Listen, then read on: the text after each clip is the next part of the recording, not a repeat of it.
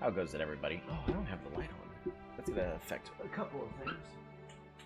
Just a little bit. There you go. Now you have... The yellow dragon is... partially. Okay, so... What I need...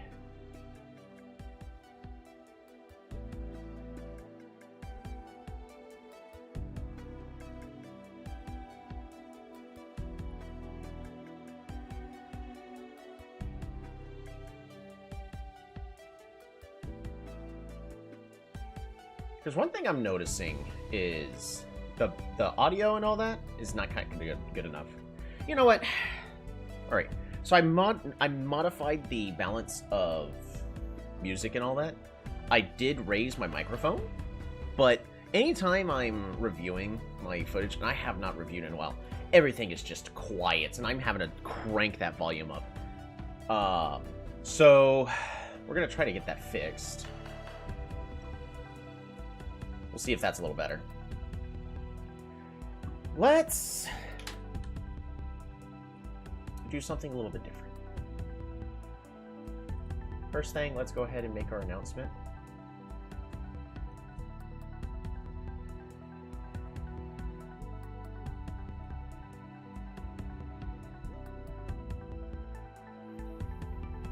Also, we're just going to go ahead and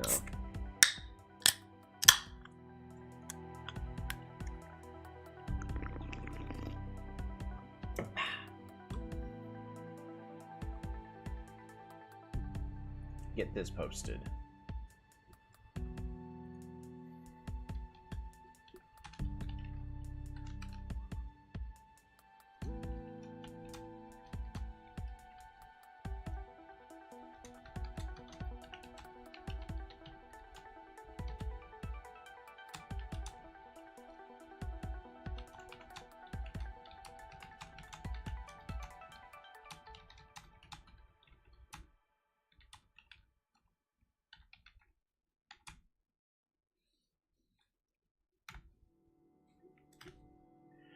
Forgot to post the link. There we go.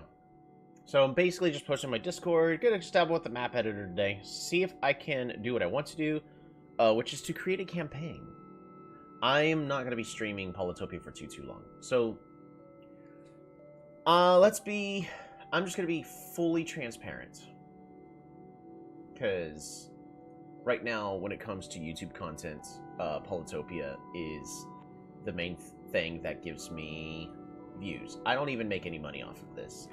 YouTube keeps, whenever it goes, oh well, we need to know like your proper way of payment. They're like, yeah, you've earned like $11, which YouTubers don't get paid unless they've made at least 100. So this entire time, I've still made like zero. I've still made $0. So this is literally just a hobby for me. With that mindset, because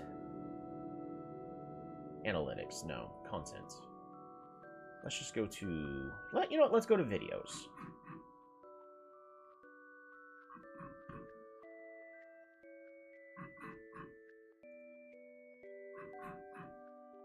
We're just gonna go through the videos.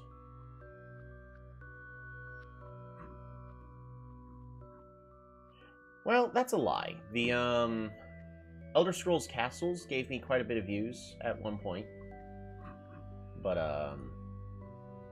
I did have fun with that, but the game is literally just a dead game. You gonna do, monthly memberships?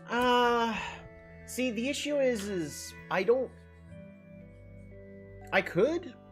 I would want to make sure that it's actually worthwhile for you guys. Because, let me explain this from how I feel like it would be from your guys' point of view. You get somebody that has like 10 people watching, he goes, alrighty, here you go. You guys can now give me money for this thing, and y'all get a sticker. Like, I don't do amazing... well, I can. The issue is it's very, very time-consuming, and that's not something that I'm really willing to just sit down and do. Which is the video editing necessary to make, like, awesome, really, really awesome content. I can try again. But But let's just look at this. So I started live streaming shortly after I stopped making Polytopia videos. Because I wanted to... My original goal was to live stream and then convert the videos into segments for going like, okay, here's this one Polytopia game that I played on live stream. You know, I'm still... Maybe at some point I'll still do it. The issue is it takes time, and whenever you have a very limited amount of time, everybody always wants to use their time in one way, shape, or form. And of course, I've been playing Polytopia since I got hired as a software developer in 2017, about a year later, so about 2018, 2019. So I've been playing this game for a solid, like, 7 to 8 years. And even though the game has changed and is more balanced, and there's a lot more tribes since it first came out, well, I'd subscribe if you did nothing more than what you already did. I mean, I'll consider it, but I don't want to... I want to make sure that you guys are absolutely getting what I believe you guys are worth, not what I think I am worth. I work a job, like, I work a job for 45, 50 hours a week, so, I already know my worth for the most part. But since June 20 of 2023, I've been live streaming pretty much every single Sunday. That is almost a full 3 years of this. I'm just gonna be fully honest, it's probably burnout. Specifically just for doing the one same thing. It has been a chore to get up and then play Polytopia. Once I'm sitting down, it's a lot easier. But what my goal is today is I want to break up the monotony,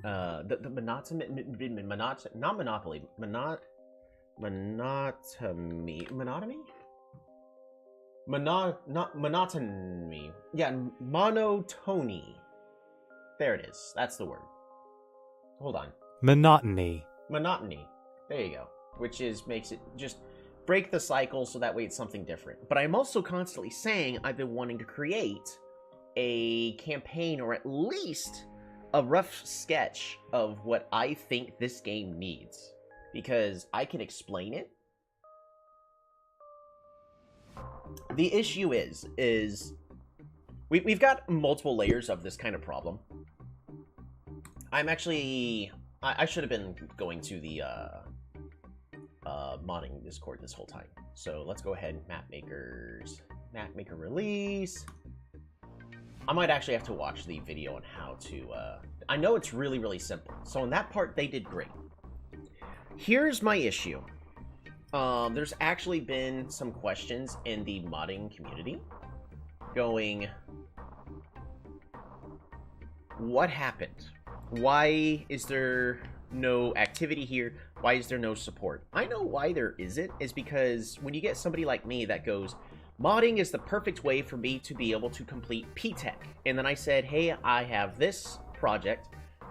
Looks like this would be the right way to go. I just need to be able to get the replay, make it readable so I can get this information so we can review and analyze games. Honestly, it's something that, the thing I would be wanting is something the community wants.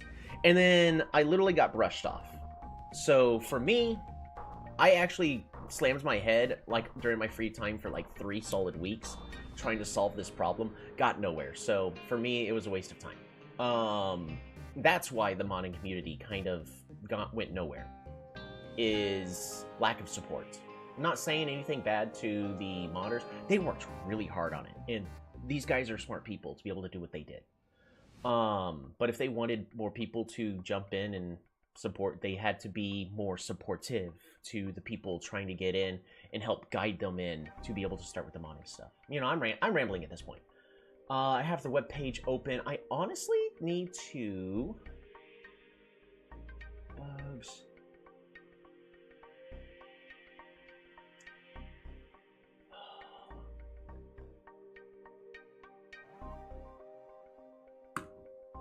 We'll download the zip.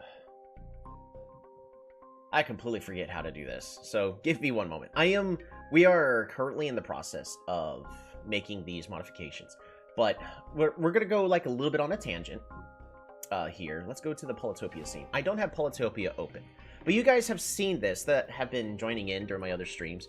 I've been playing a game, Advanced Wars by Web, mostly to experiment with, like, good map-making practices. Because even though I understand Polytopia, but when you actually go to sit down and make a map, you may not be considering everything that it goes into creating said map. So I'm just going to go to my maps. And, like, this is a map I've been working on for the past 2 months. Is this thing right here. Alright, so this way you guys can just see this while I'm actually... I'll show you guys. Let me spreadsheets. We're gonna just switch this over to the other Firefox. Not that one. The GitHub. Like, I am in the process of... That's not it.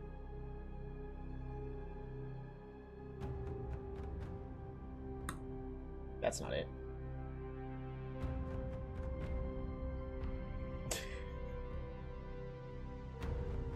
Why can't I find the other Firefox? Oh, there it is. You know, I'm currently on the Polytopia Mapmaker page, right there, trying to get that set up. All right.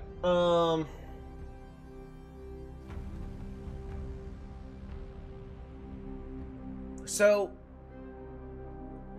the whole purpose of this is to understand, like, how... This is also a very complicated map that I made while doing all this.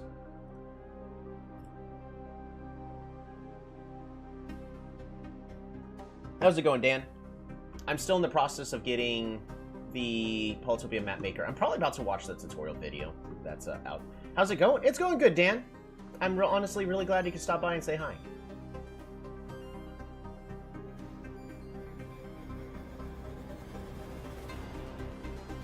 Oh wow, the Polytopia Mapmaker literally just updated.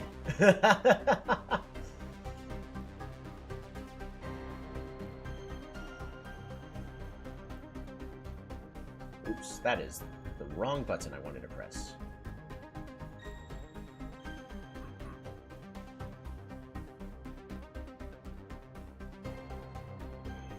That's great to hear. Oh, speaking of which, you know, while I'm in the process of trying to... Yeah, I'm looking at the mods for the number of maps made. 1, 2, 3, 4, 5, 6, 7, 8, 9, 10, 11, 12, 13, 14. There's literally 14 maps that have been made. Let me see if the game was hosted. Polytopia Road update. Alright. We're gonna go ahead and quit Polytopia. There we go. I need 2 properties. Oh,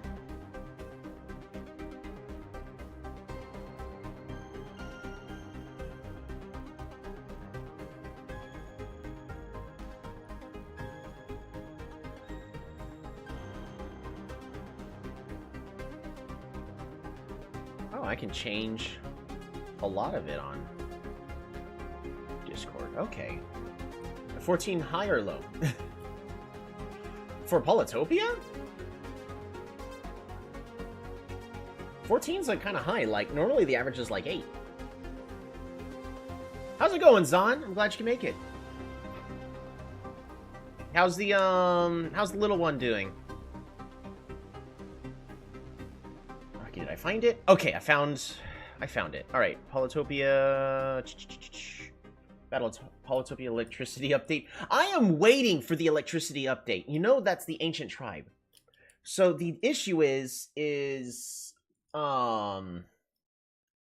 apparently the ancients kind of got scrapped because everything that they did when making the ancients, Miji-1 just wasn't happy with it. Like, they would play test and he would go, no, that's not good. No, that's not good. No, that's not good. A certain tribe that doesn't exist will like that, right? But unfortunately, the developer just scrapped the update. He's wanting it to be a special tribe. I would love to give my feedback. But you know, what do I know? I'm just a YouTuber with a degree in game design. What I need is We're just gonna Google Polytopia map maker.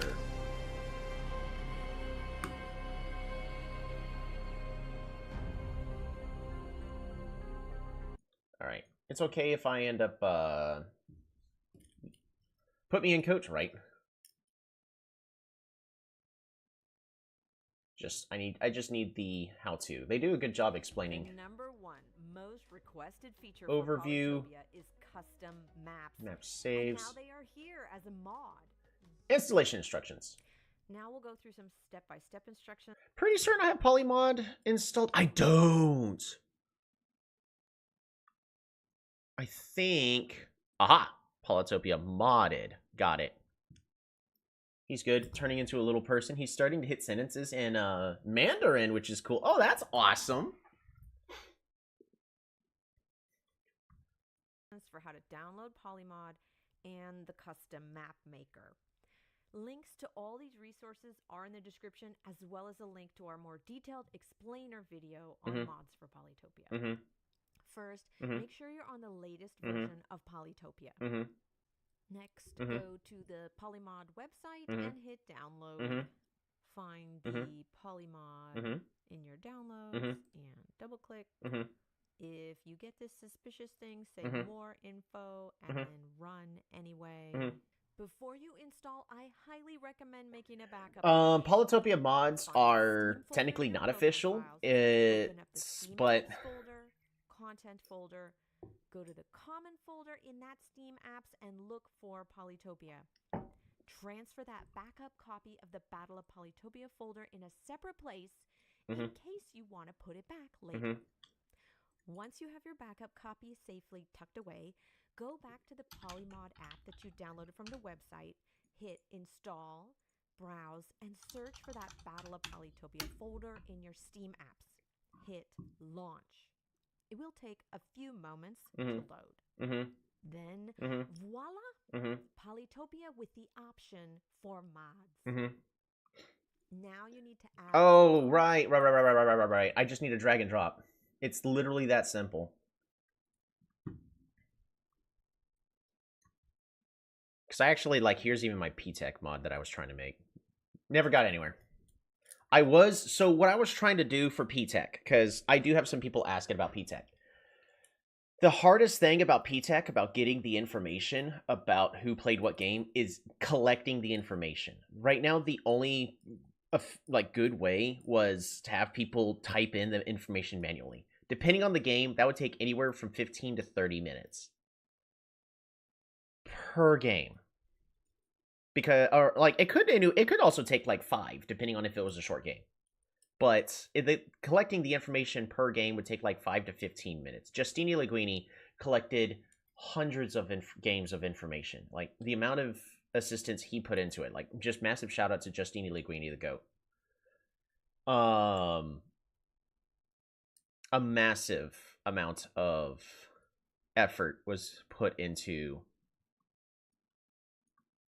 collecting that information. But of course, since right now I should be able to launch the game, right?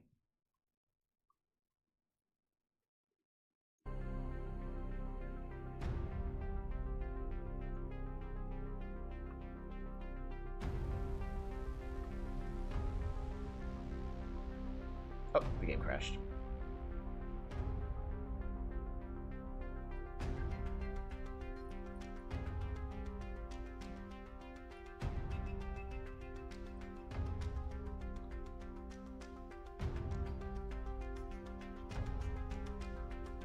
Gonna try again.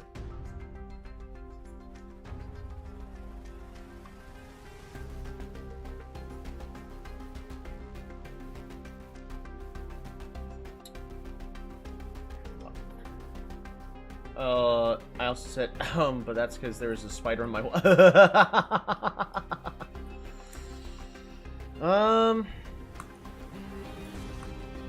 Yeah, it partially loaded correctly.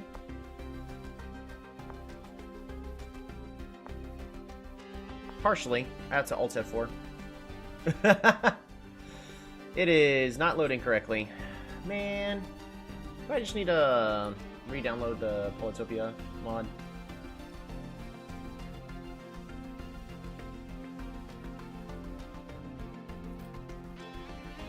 Where was I going? Because we're kind of all over the place.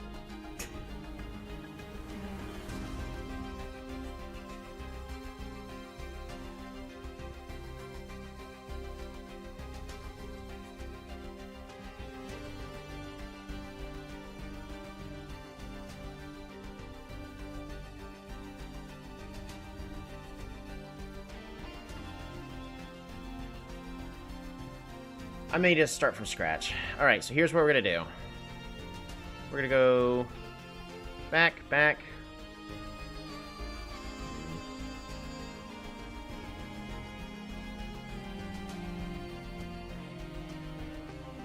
I could also just delete Polytopia Plus. We could try that. Have you added us as friends yet? Yeah, I'm still waiting for the game invite, because I have not received the game invite.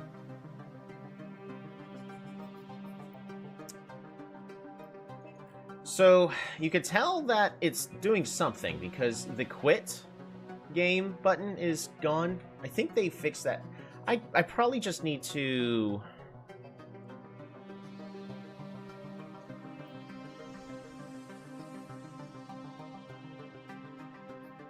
update it.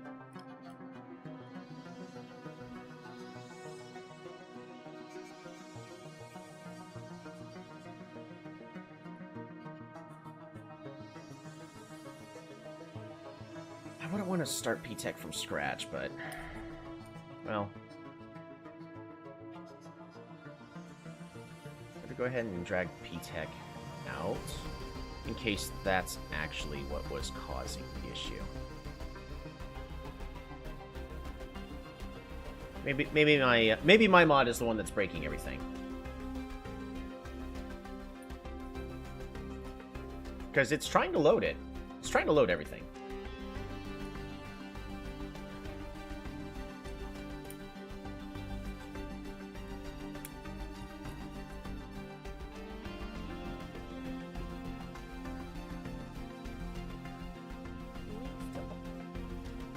Alrighty, looks like I'm gonna have to download the latest Polymod and start this from scratch.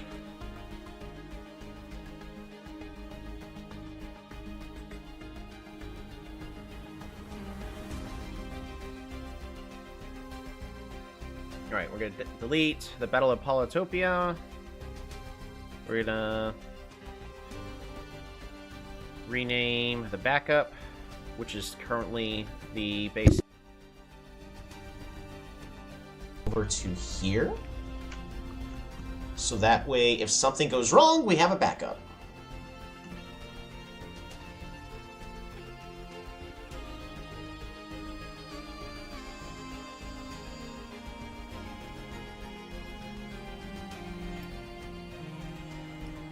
That would be good. I'll do that right when Min confirms. I'll notify the others not to join until you ping them. I mean, so what you can do, Dan, is add everybody as friends, invite everybody into the game in the correct order, because we all know what champs... well, we're not champs. I've been playing Teamfight Manager. We all know which tribes we're going to be playing, so that way once everybody picks their tribes,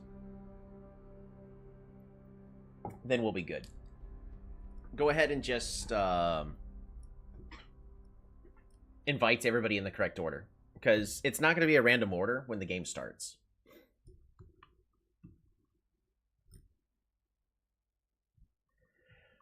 Okay, so I need to go to... for the modding...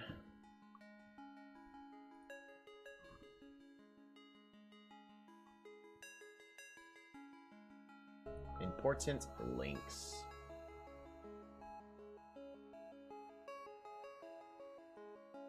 Polymod. Download. I forget exactly what needs to be done, so. All these resources are in the description, as well as a link to our more detailed explainer video on mods for Polytopia. First, make sure you're on the latest version of Polytopia. Next, go to the Polymod website and hit download. Find the Polymod in your downloads and double click. If you get this suspicious thing, say info and then run anyway. Before you install, I highly recommend making a backup of the game. Find the Steam folder, open up the Steam apps folder, content folder, go to the common folder in that Steam apps and look for Polytopia. Transfer that backup copy of the Battle of Polytopia folder in a separate place in case you want to put it back later. Once you have your backup copy safely tucked away, go back to the Polymod app that you downloaded from the website, hit install, browse, and search for that Battle of Polytopia folder in your Steam apps. Hit launch. It will take a few moments to load. Then, voila! Polytopia with the option for mods. Just let's go! Now you need to add some mods. Go to the Polymod Discord server and find the mods forum. A link will be in the description. Let's grab the Gladius skin for Imperius and the Ohevenson skin for Barter. Download the files and move them into that mods folder in the Battle of Polytopia. Then restart the game. There they both are, ready to play. To install. Alrighty, we updated to the latest version of Polymod. Assuming the correct order disables others from choosing a tribe until it's their turn. No, it does not. But we all already in the Discord chose the tribes. And we have the tribe selected in the Discord. We'll also be able to verify, like, hey, everybody's playing the correct tribe. Because at the end of the day, like, we're here to make awesome content and have a good time. So, I don't think I'm going to go sit here and go, oh, well, I'm going to play as Yadak. But what they didn't realize is I'm going to pick Simanti in order to bug all the opponents. No one's going to do that. Like, if they say I'm going to play Yadak, then they're going to play Yadak. And if they don't, okay, cool, then they're out of the circle. Like, it's literally that simple. So, there... And that's a circle that, you know, once you get kicked out, yeah, you're not real. And once you get kicked out, you're not getting brought back in because they're like, oh, well, the other YouTube haters hate me. Yeah, because you were being a jerk. Sorry, that's just how that works. Imagine playing Simanti though. Man, imagine.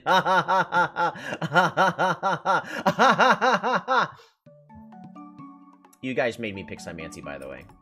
Happy and blessed Sunday, Shalom. You doing all right? Install the MapMaker mod. Go to the Polymod GitHub page and find the release. Then click on the mapmaker.polymod file to download it. And then add that to your mods file and restart. Alrighty.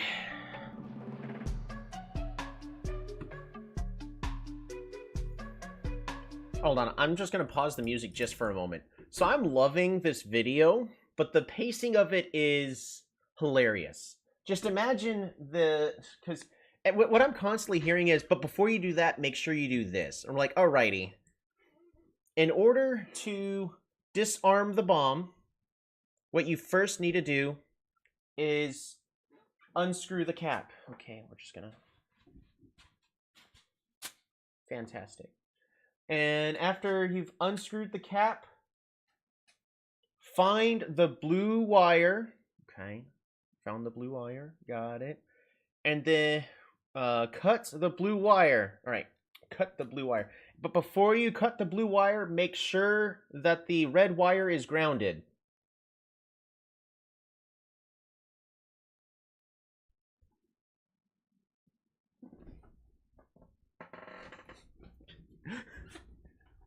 Or the rocket will explode in 10 seconds. Gee, thanks.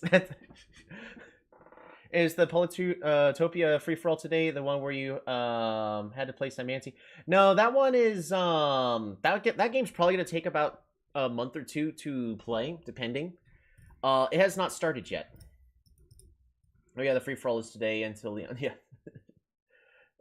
We're still trying to get the free-for-all started. There's a couple of minor snafus going on. All right.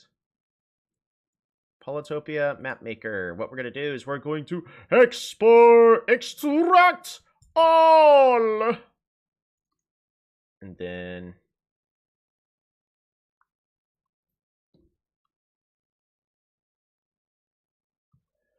okay, we're gonna go ahead and get this one. Just download that because apparently this one is the wrong one. All right, deleted.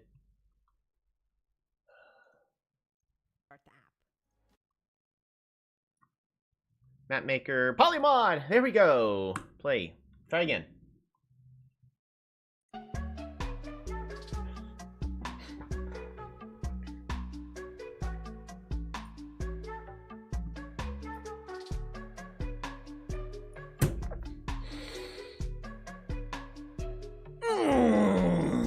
That only took half an hour.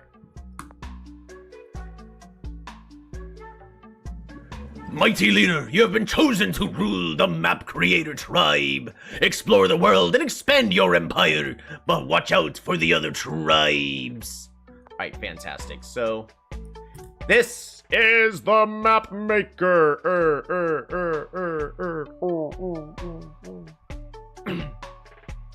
We're gonna be learning this pretty much at the same time. Choose tribe climate. Choose your resource. Wild animals. What?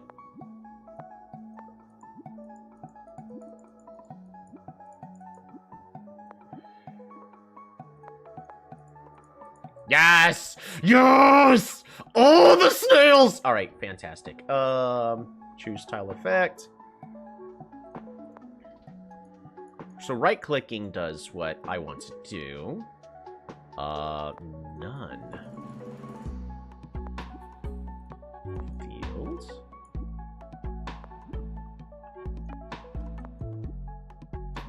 Interesting. We're gonna go back to, well, this is IMO, right? No, it's not IMO. Totally. Imperius. Fantastic. I'm just gonna remove the resource. There we go. So left click allows me to move. We can zoom out of the map if we so desire. We could also zoom in. So overall, like, the way this part is set up is amazing. Choose improvement.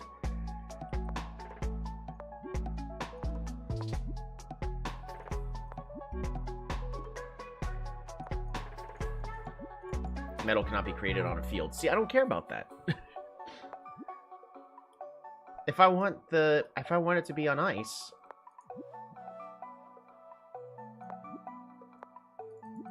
Metal cannot be created on ice. I should be allowed to do that. Anywho, remove that. We're just gonna go with a field. Flooded. Algae.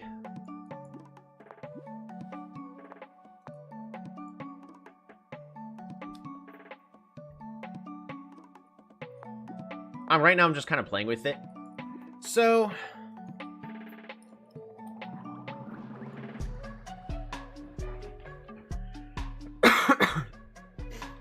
let's bring up like a notepad or something.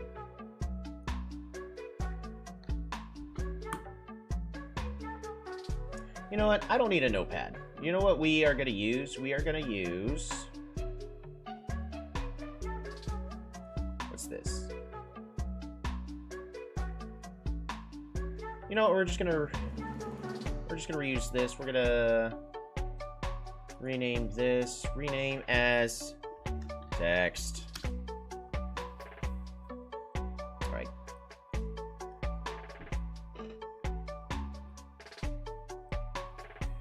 Text goes here. All right. Perfect. So campaign. How do you spell campaign, anyways? Campaign. Champagne. Campaign. Campaign. Campaign. Campaign. Campaign. Alrighty, you pronounce it Kempe. Alright, campaign goals. Each tribe should have 2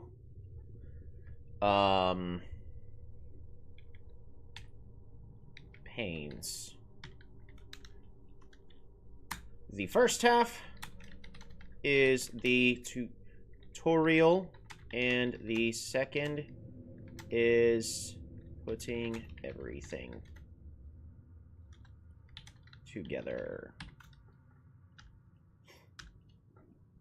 Wait, we can make campaigns in the map maker now? No! That's the problem. So, city.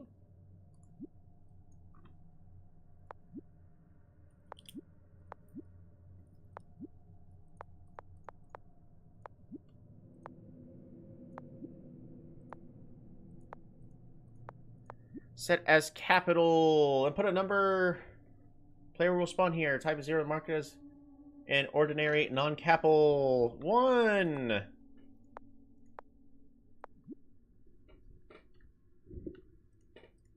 Set. Player already has their capital set. So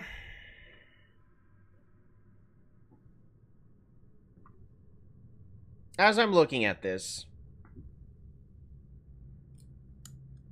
my disappointment is immeasurable. What I can do is, if we... How do I save this map? I think the map's gone.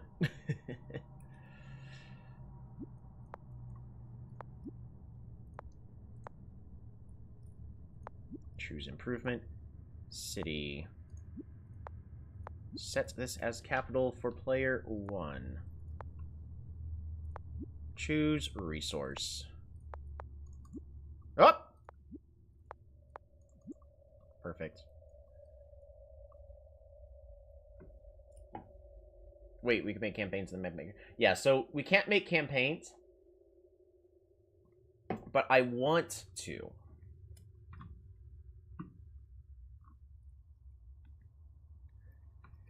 The issue is we have a whole bunch of problems in regards to this, such as what I want the players and the AIs to be able to accomplish. Choose map. Nope. How do I save? How do I save? How do I save? Advanced settings. Nope. No! I did it again.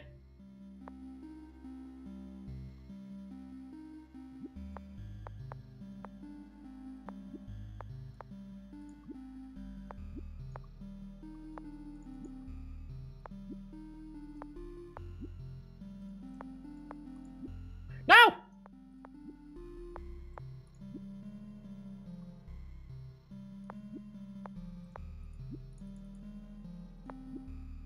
Okay. What if we just need a second city? Alright, 2.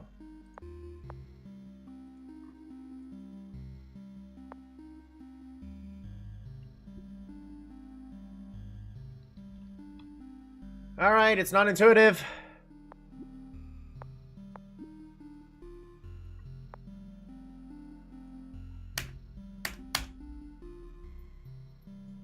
This is not intuitive! This is why nobody's doing it. Alrighty, so... Pass and play. Play a custom map. No, map saves. Play it. The way to save the map is Control S. Then put on the screen to save map. Save Control plus S. That's all you gotta do, map makers. Don't just assume. This is why no one does it.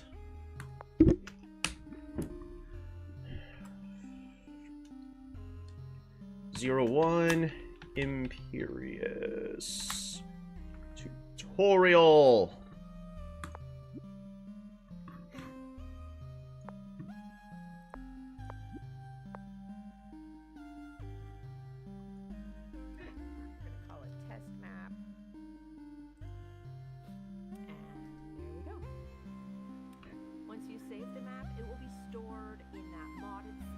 This mod isn't available for mobile. It's probably never going to be available for mobile. Especially not Apple. Just because of Apple practices, it's never going to be available there. But you probably could make this available for...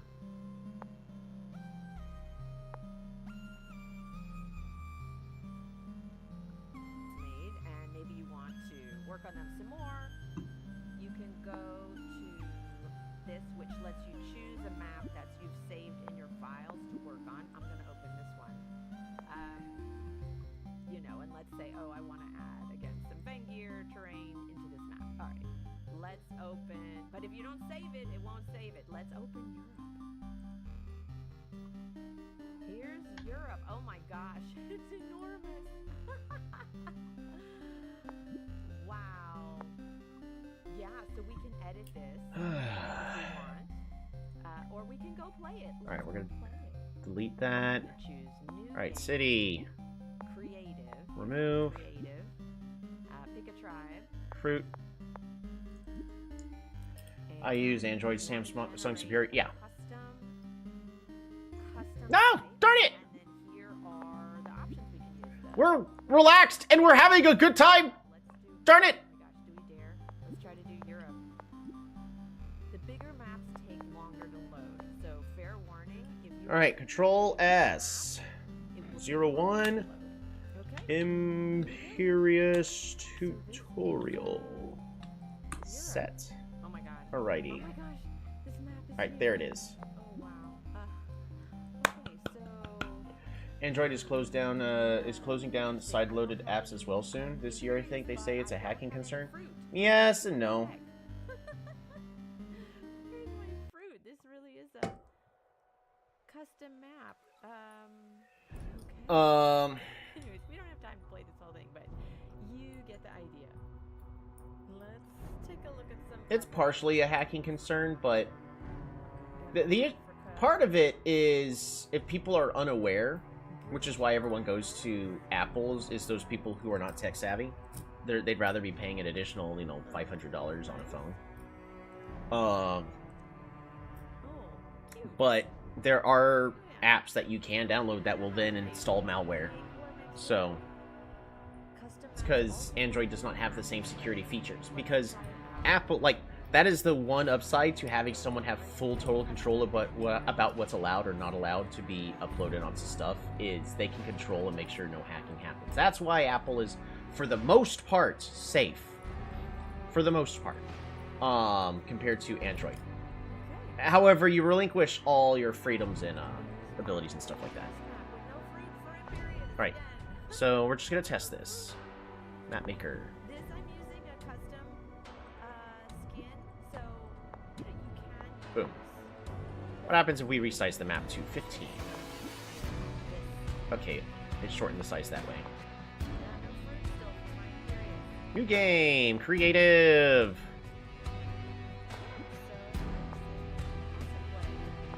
Custom.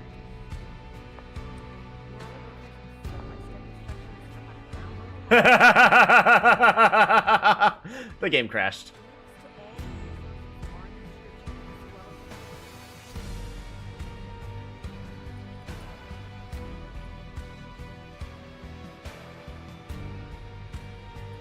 So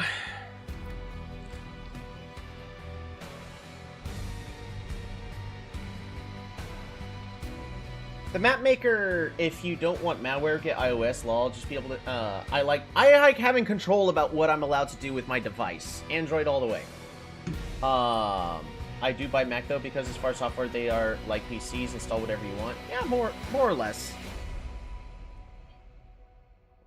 Alright, it was unhappy because for hardware, Macs are usually better out of the box. We're gonna load the Imperious tutorial.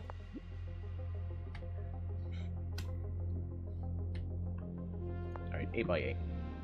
Maybe 9 by 9. No! 9. Alright, better. City. Boom.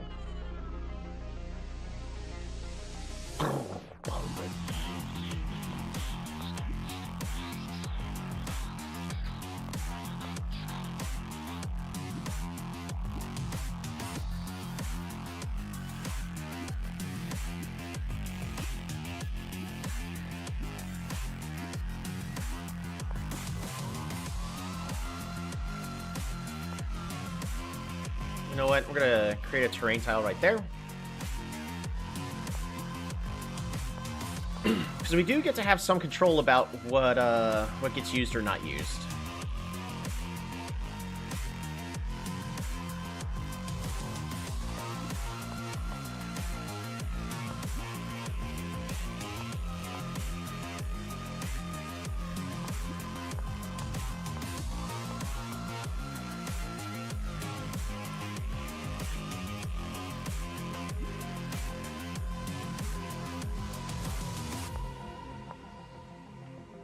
We could do something like this.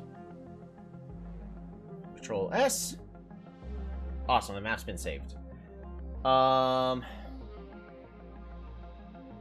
hardware, Macs are usually better out of the box, but can't be upgraded. Exactly. You have zero control about your device. And plus, Apple and Mac and all that are constantly in lawsuits to try to enforce and say that you do not own or control your device. You are merely buying a license to borrow it. Yeah, right. But Apple's recent updates for mobile are just nothing crazy and just, yeah. Got a PC. Yeah, exactly. Alright, we're gonna save this. Set this as capital for player 2. Player 1. Save.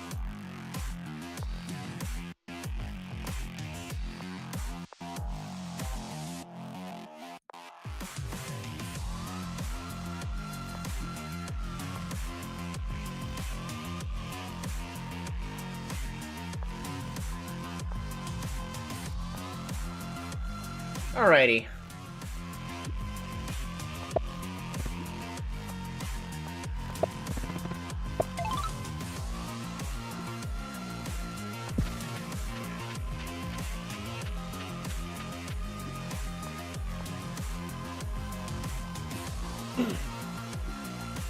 So here's what I'm saying.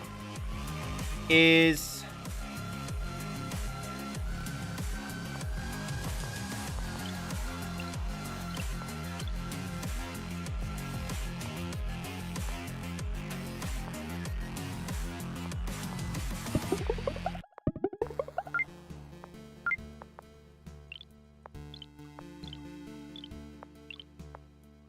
go ahead and get ourselves a cloak. Yeah, so we can't see the opponent. So that way the game doesn't crash.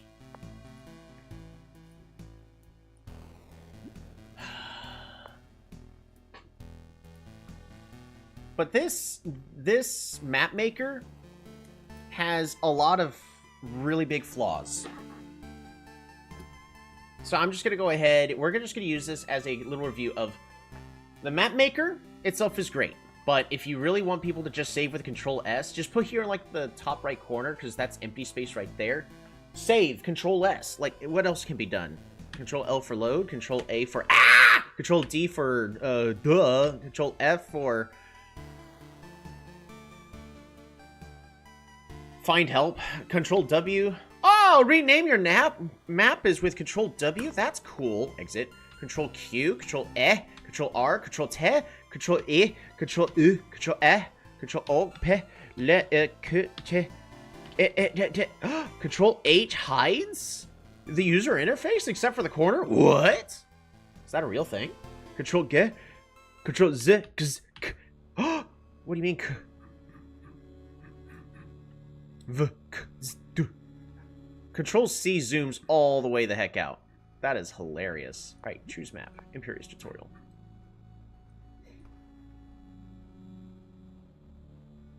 But if I rename the map to like 2, will it also change?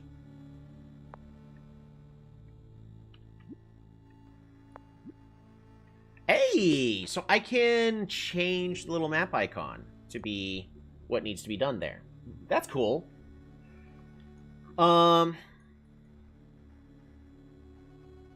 But why did the polymods continue working on the mods if Mijuan doesn't approve it? Neither Zoithras?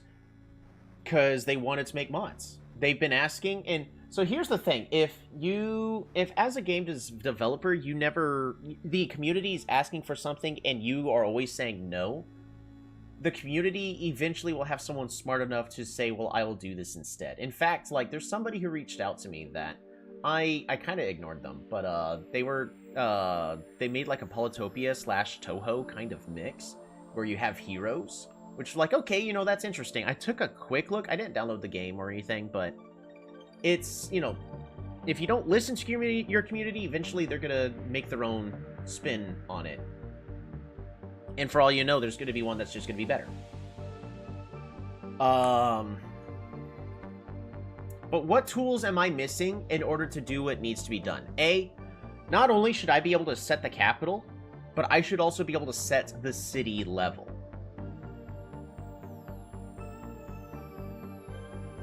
I should be able to fully change all of that. Second, I should be able to create, so we're no longer doing this as making this tutorial.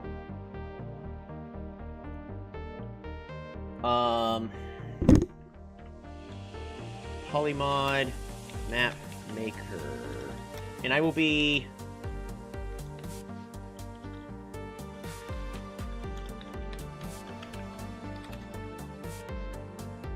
and I don't actually think I already gave a lot of this feedback and it was just ignored, you know, as everything seems to be.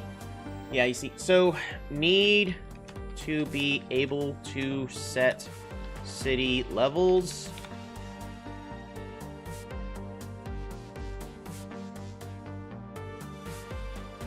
And starting pops.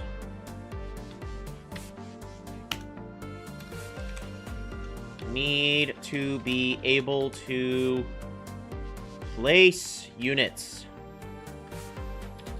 Need to be able to lock text.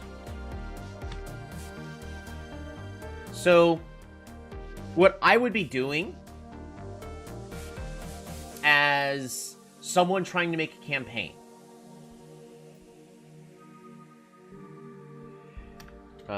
Need to be able to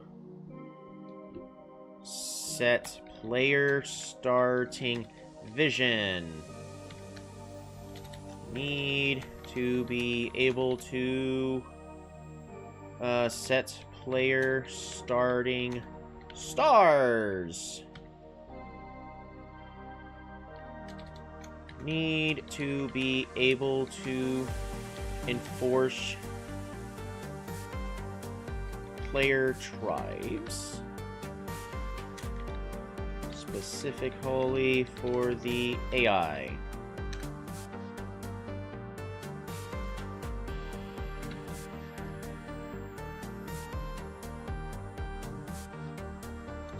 Need to be able to set player starting alliances. Even with AI coding, you can't simply spin up all these fixes, especially since Polymod is community driven by volunteers. A lot of this actually can be done. With the kind of access that they have, I guarantee you it can be done. It's not going to be easy, and I'm not expecting this to be fixed by tomorrow.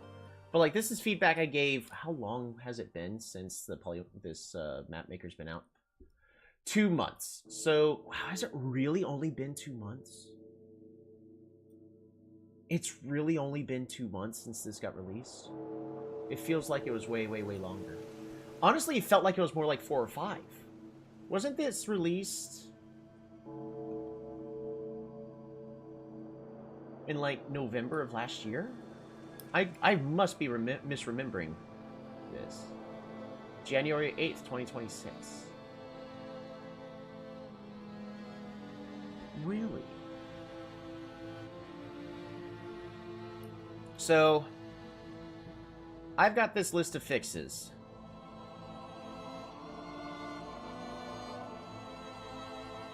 That needs to be done.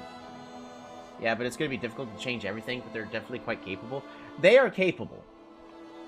I'm not smart enough, and I'm not even going to bother to help, because when I was asking for the stuff that I would needed just for P-Tech, you know, it got brushed off, but it may have been because they were trying to focus on making the map maker created. But in order to make interesting maps, or to make a campaign, like, I'm not even asking for, hey, allow me to make cutscenes. That's entirely changing the entirety of the Polytopia code right there. Launching a trailer a while back, 2 months, yeah. But in order for me to be able to create interesting maps, I need all of this. So we're just going to go over it all over again. I need the ability to set the city levels and starting pops. Reason why I need to be able to set the starting pops is I should be able to set it into the negatives, so that way in a campaign I can give the player, like, we could just say, hey, mighty leader, we need you to rule this tribe. The previous leader, you know, messed up. I need you to level up this city. And instead of immediately throwing the player in what to do to upgrade their city, you give them like a level 3 or 4 city. And then every single time they improve the population, the city produces more stars. Just so that way the player immediately gets that feedback of, you know, do this to upgrade. Even, you know, the next thing we'd want them to do is go out. Like, I honestly want this to be a level 3 city with, like, 2 fruits. Right? Then,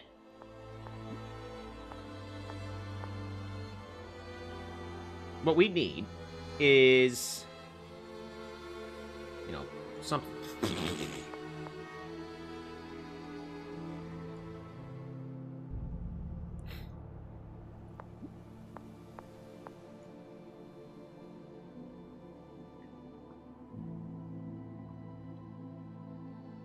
Precise map. 10.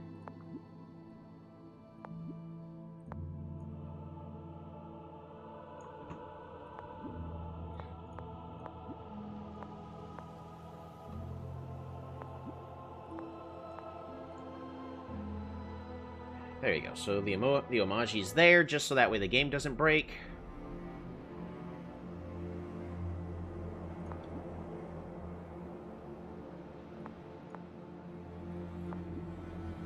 Because the whole idea of a good tutorial is you give the player things one at a time. That is the essence of a good tutorial. Remove all these resources. No!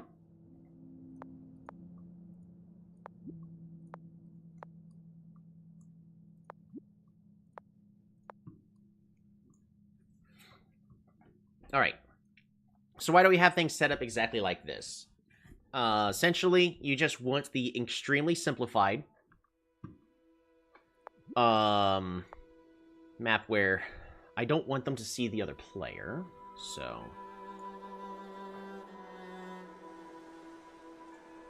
we would be allowing something similar to this.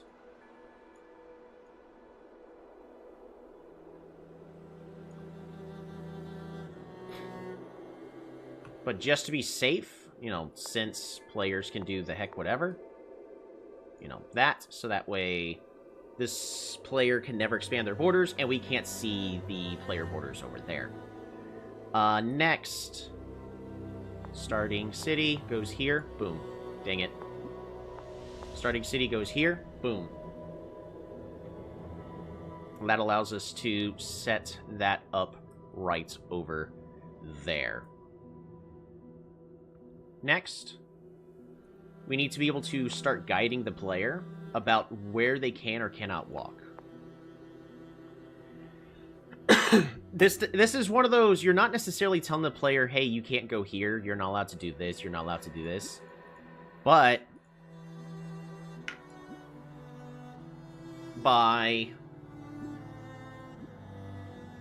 essentially setting the map up like this, you, again, you guide the player to where they can or cannot go.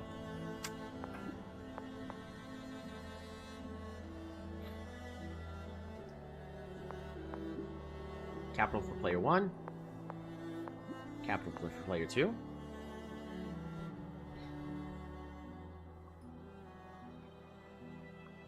In fact, we can make this look a little bit more natural of that there. Got a little bit of water there.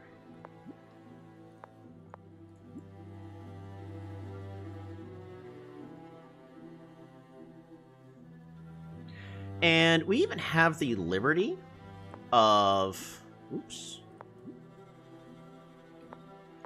including fields slightly different over here.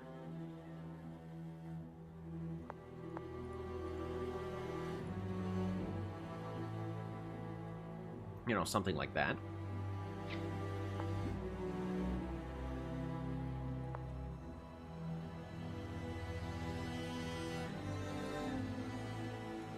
And then, just in case for some reason, we're just going to assume that they never can go anywhere else.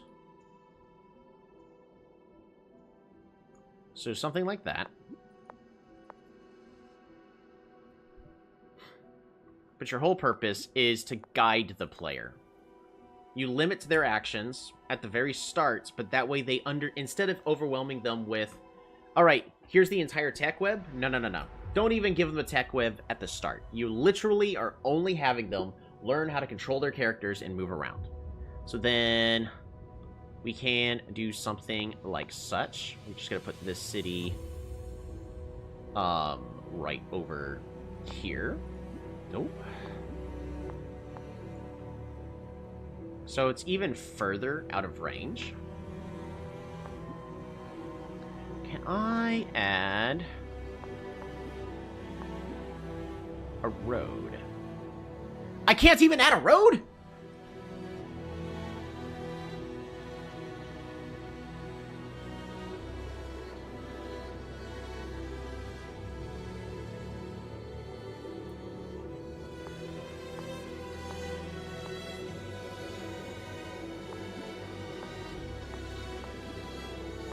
I need the ability to place roads. Alright, we're adding that to the list. Need to be able to place roads on the map. Like, that should be a thing. Alright. Resource-wise...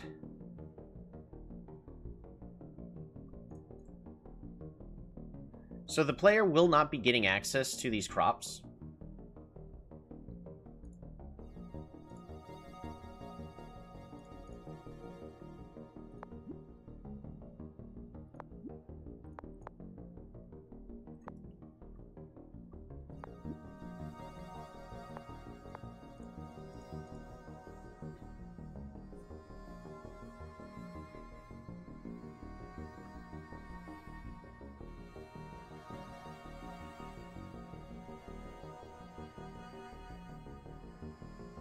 And then...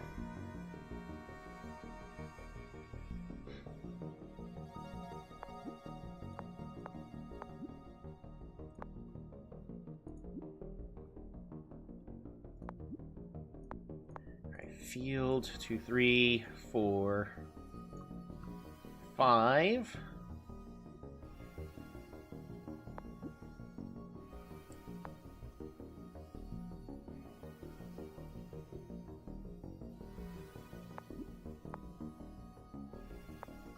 Something like this. This is a perfect level 0 right here. No enemies. Just you have your starting city. You have a ruin that you can go to, because this is just something different. But the map is guiding the player towards it. So if we go ahead and just save, we're going to also go ahead and delete this one. Then we're going to do W to remove that set, and then save.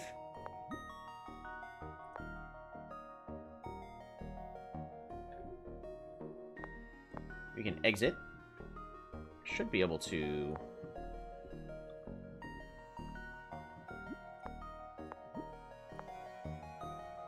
Yeah, so it's at least there.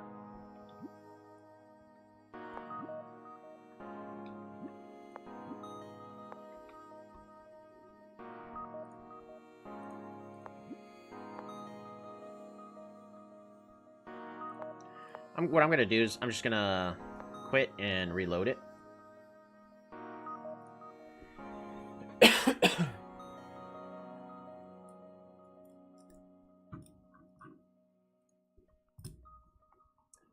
But when you're making a tutorial, you don't immediately start them off with combat. However, I would introduce the ability for combat to potentially happen,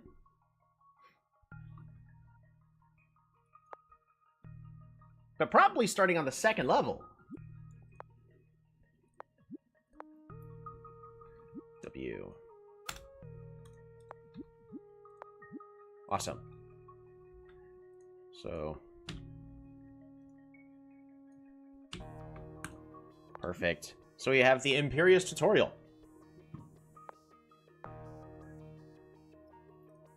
So what I would be doing is we're going to be playing as Imperious. Custom. Imperious tutorial.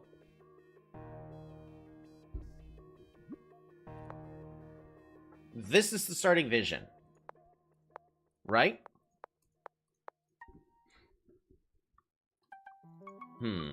Nah, it needs to look a little bit nicer. But, you know what? I could modify this just to be a little bit.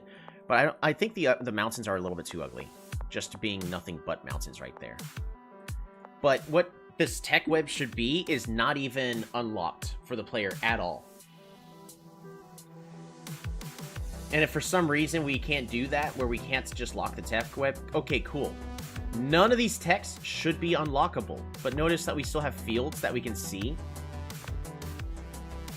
And so as we move out, their goal is to get one city to level 3. That is the only goal of this map, is upgrade your city to level 3. Like, even notice, doing this, you know, something like that, they'll be able to see, hey, there's a village over there. Cool. Do I go there? Do I train a warrior? I don't know. This just gives the player room on the very first level to kind of just explore. Oh no, we got strategy, even though we shouldn't have.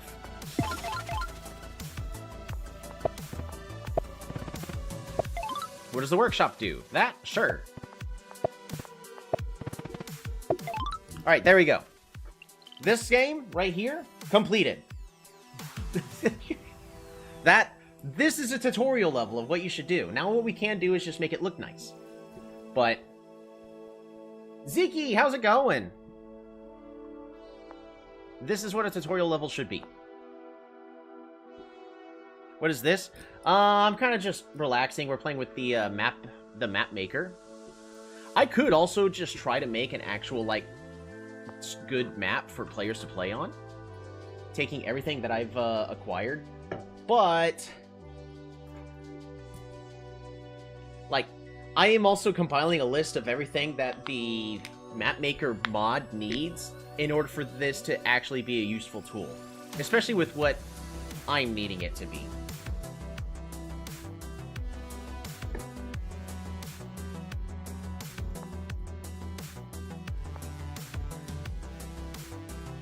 Alrighty, we're gonna go ahead and load the Imperious tutorial. All these mountains, that's ugly.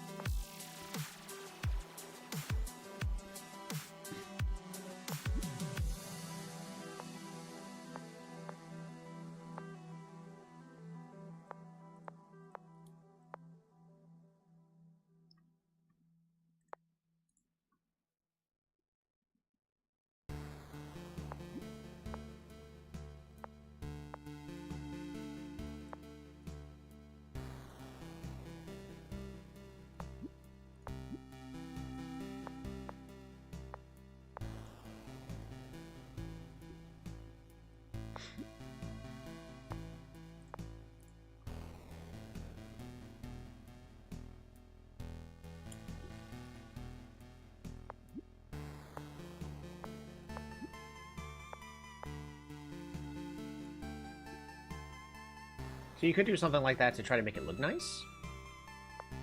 And then we could do, like, Yadok terrain here to kind of, like, really make this terrain here look dead.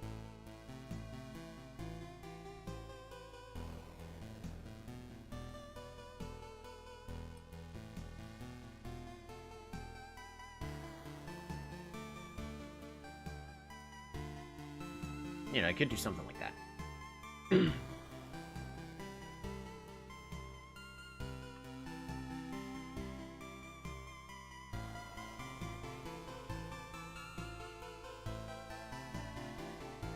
Or you really just stick with the Imperious, so that way you get each player kind of used to what everything's supposed to look like.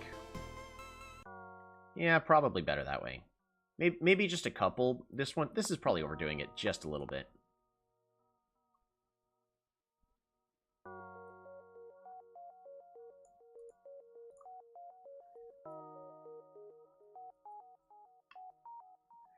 We'll go ahead and throw in the barter territory.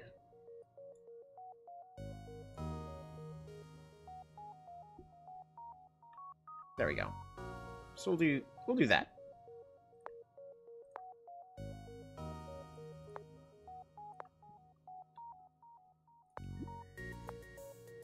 Now, technically, you can play as whatever the heck you want.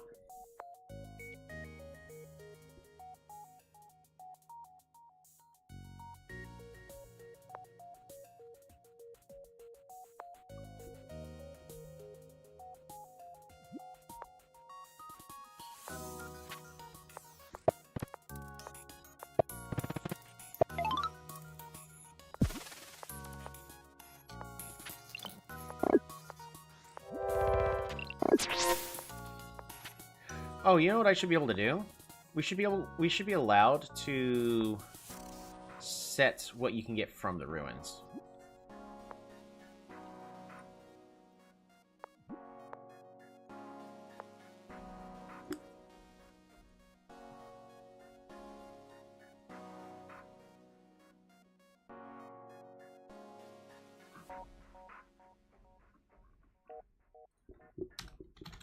Need to be able to predetermine ruin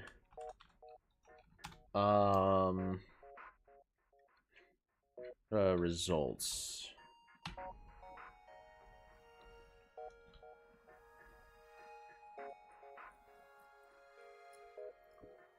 I was thinking that this list was going to be short.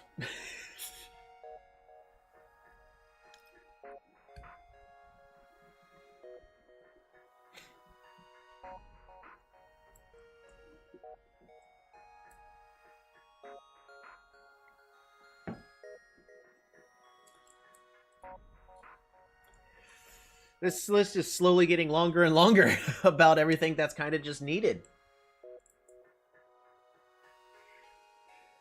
So players starting alliances, enforce player tribes.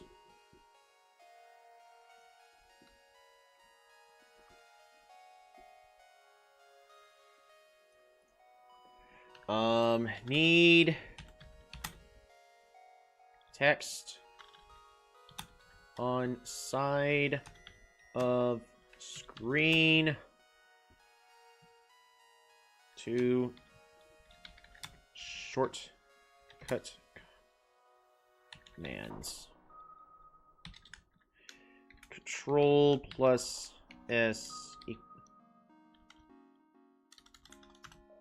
Save. Control plus S.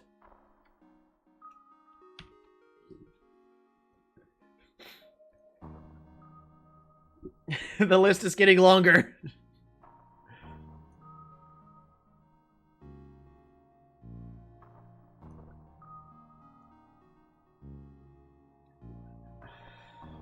Yeah, this list is getting long of everything that I'm needing out of all of this. But like the other, this one with the you need to tell people how to save should not be you need to look up in the manual. It should be intuitive on the screen, or just give me a button. You've already given me other buttons. You can make another.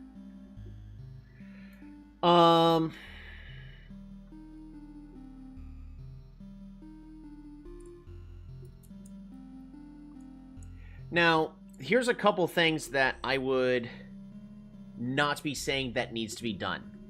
So for this tutorial mission, I'm saying that the player needs to get one city to level 3 in order to get to the next, in order to complete it, right?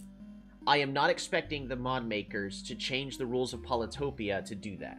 I would be, as a map maker, trying to make my own, campaign, would be saying on the side what the rules, or what the criteria for victory are for a given map.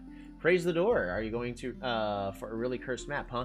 No, so, I wanted to make the campaign. I keep mentioning that I wanted to, and I just don't feel like playing Polytopia today, but we're here to enjoy Polytopia on Sundays. So, why not, knock out 2 birds with 1 stone and actually use the map maker mod and work on the campaign I keep saying I'm going to do. Well, I have, I'm sure you're seeing this list right above me of things that is preventing me from doing what I want to do with this. Now, you could trim down some things on this list. There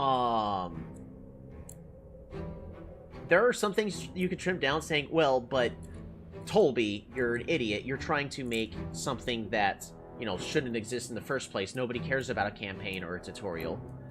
Even though I'm still insisting that in order to help make it easier to get new players in, we need a better campaign or tutorial. So, this is just let me do it myself. And I just wanted to use the map maker tool. But all these things are preventing me from doing this. And we're just going to go over it. We need to be able to set the city levels and starting population. Let's just be fully honest. The AI is too stupid to be able to level it up, the cities up, the way I need them to.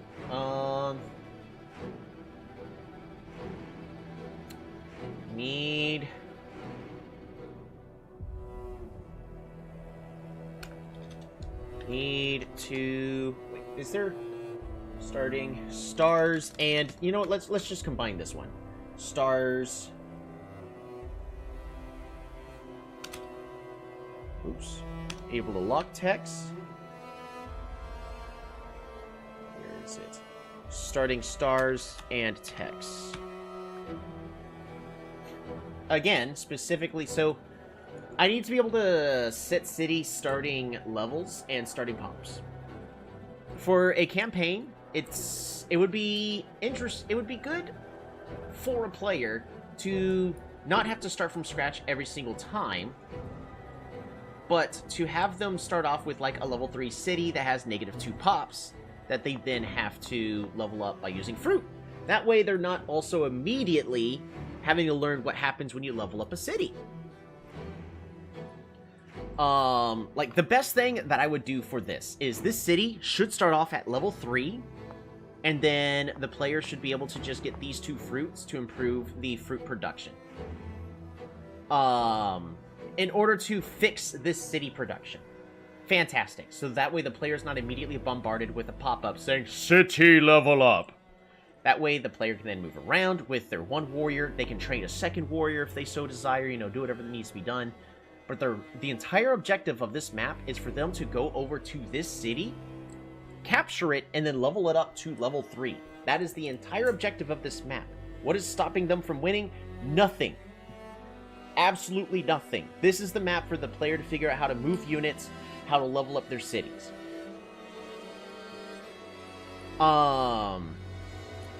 Which is a really big deal. But everything is literally guiding the player without specifically telling the player, hey, you need to go this way.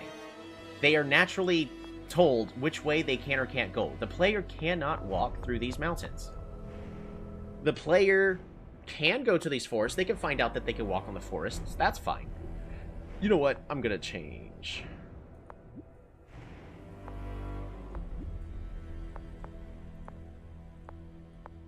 Boom. Oh.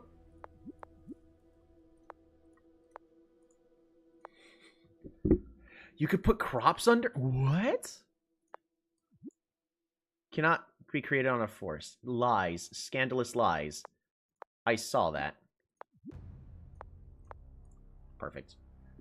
Alright, save.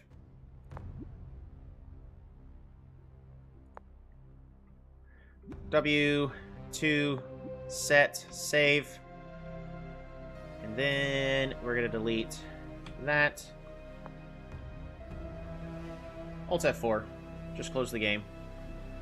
That way I can just save the map icon. You're going for really cursed... Yeah, so... But there's a lot of things that's preventing me from creating this tutorial or campaign that I want to do to help, you know, say, give at least a sketch about what should be done. And in this case, you're learning as Imperious. Oh, you collect fruit. Fantastic. We're going to go ahead and load the map up.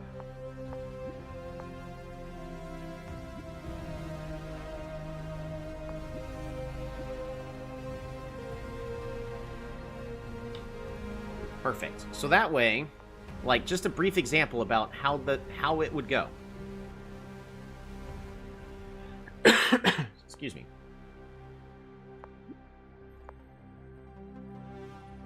Custom Imperious tutorial. So this is what they are greeted with. They can move around.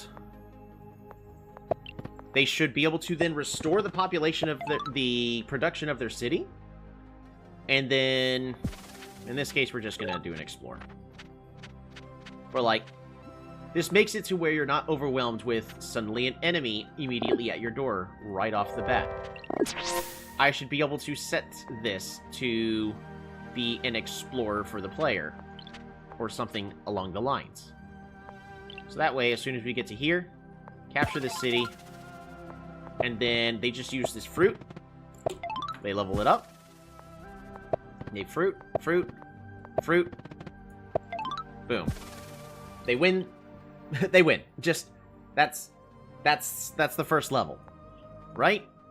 Second level, you gotta choose another one of the starting tribes. We have Shinshi, we have Aimo, we already made Imperious. The next one is gonna be the next starting tribe for us to be going with. Barter. Because Barter starts off with hunting. Again, you should be able to let the player know how to level up their cities just fine.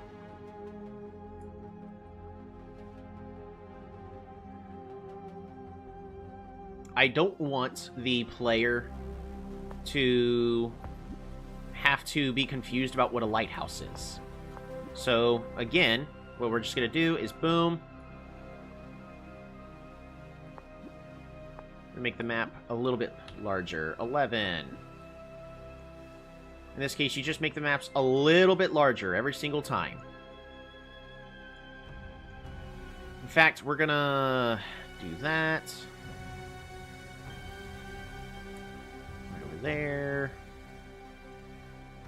And we can allow the player to play around with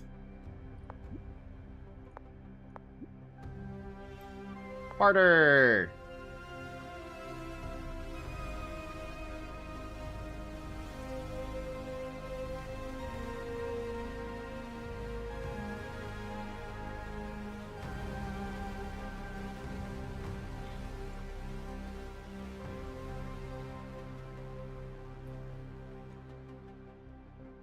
So something along the lines of this. And I would be asking myself, do I want the player to encounter another AI right off the bat? So we're just gonna go to improvement, city, and we're just gonna go ahead and place this city here. We're gonna set this as the capital for player 1. For now, we are gonna go ahead and also... Can I put a city on ice? We cannot. That would have been cool. What if we just do that? And then we do nothing. And then we turn it into ice. Yes! Yeah, that's cool. And then we go ahead and set this for player number 2. That won't break the game, right? Yeah, that's totally gonna break the game.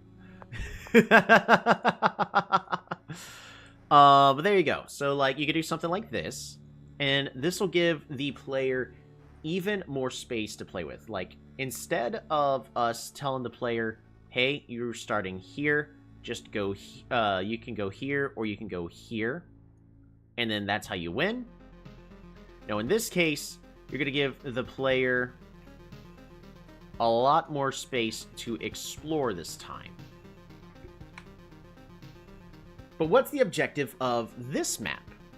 Well, we're going to go ahead and save this as 02 barter tutorial set.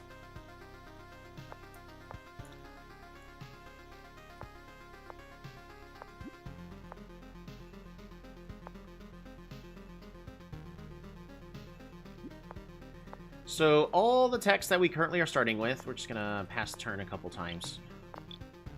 All the text that I want the player to have access to at this exact moment.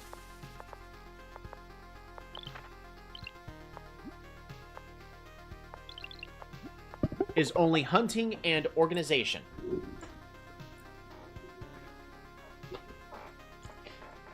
Hunting and organization are the only texts I want the player to have access to.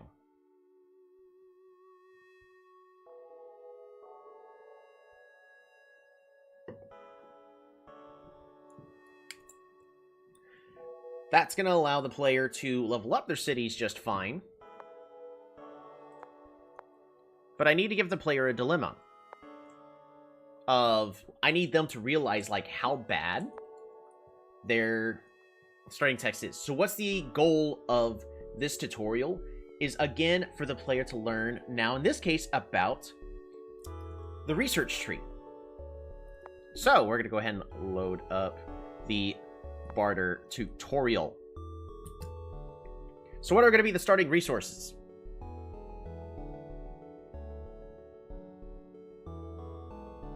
What are the starting resources? If you have guessed that there are going to be no starting resources for the player, and it's just going to be barren, you are right. You want to put the player into this position for them to realize that they are not getting a lot of stars.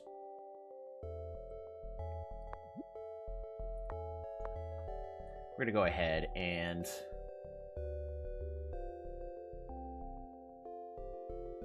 place a couple mountains there. We're going to place a little bit of water, like right here.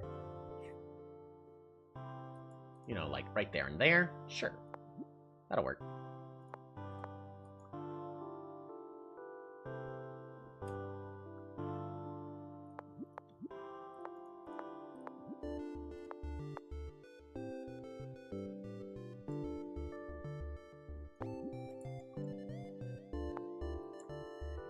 And then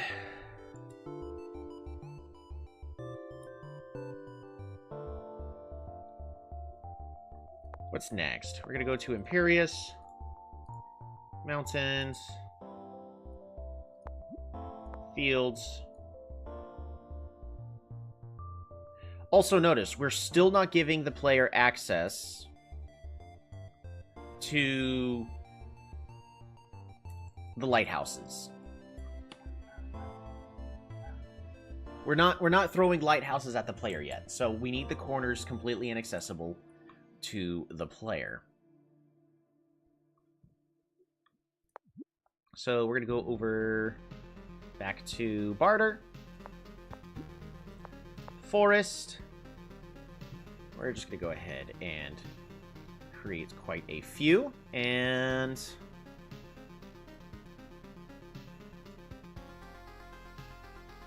you know, something like this. We're going to go ahead and create ourselves a city in this field.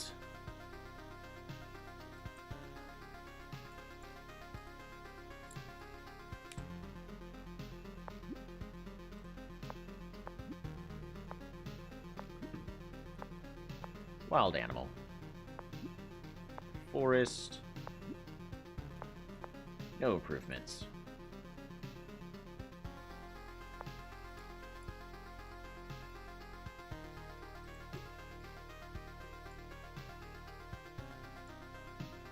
We're gonna have these animals completely out of range.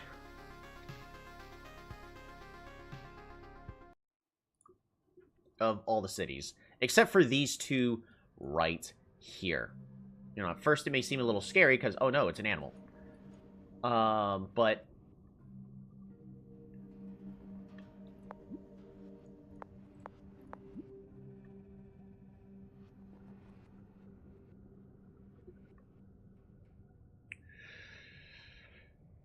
how do we do this?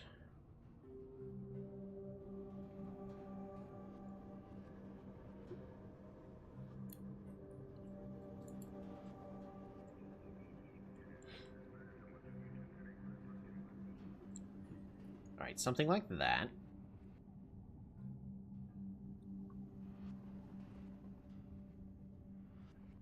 We need to make another city, and this city is going to go right... No terrain tiles. Just the city's going to go... No! City's going to go right there.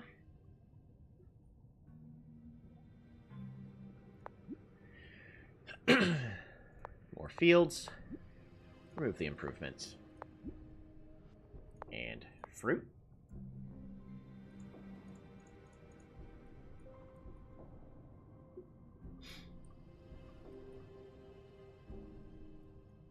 A much higher level city can go right there.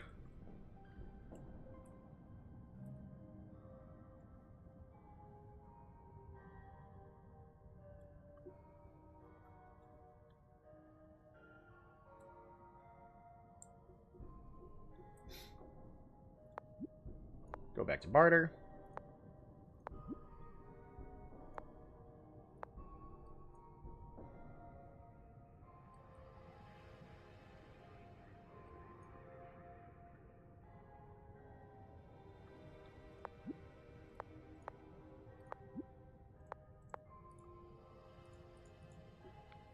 You know, something like that.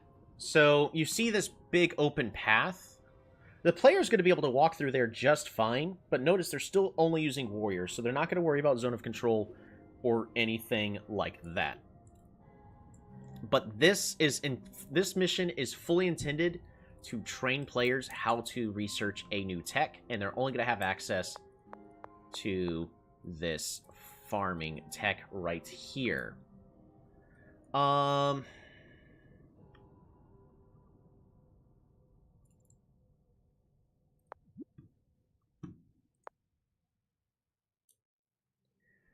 Would I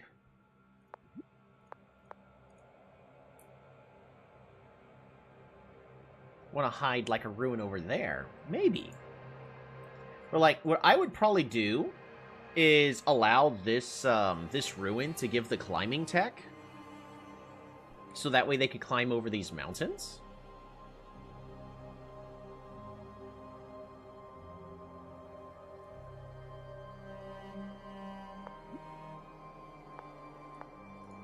Nope.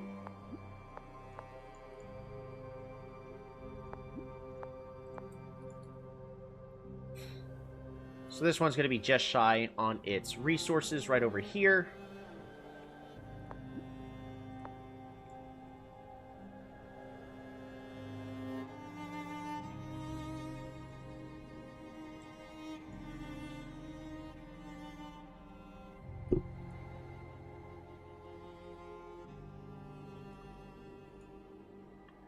Do something like that.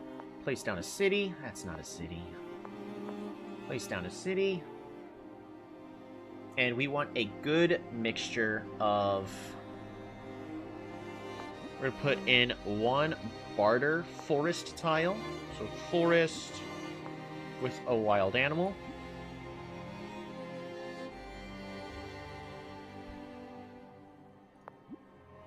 I need a mountain right here.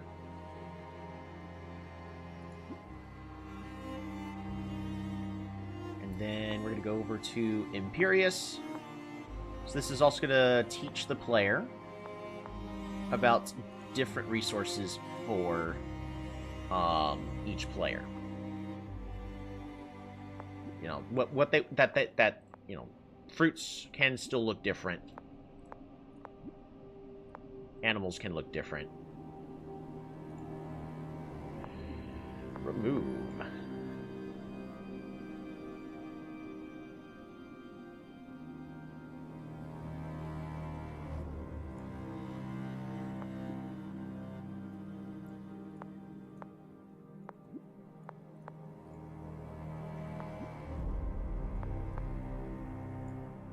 There you go.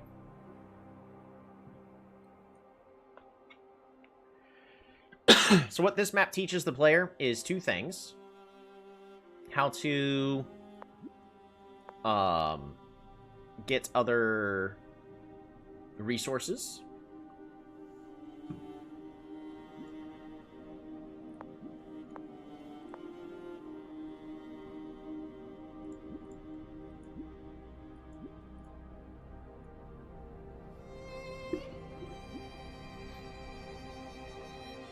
Nah, I actually do like the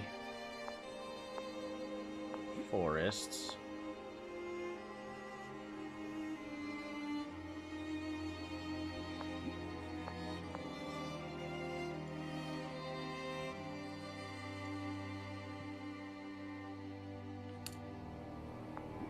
What I will do is an open field. You know, something like that. Right?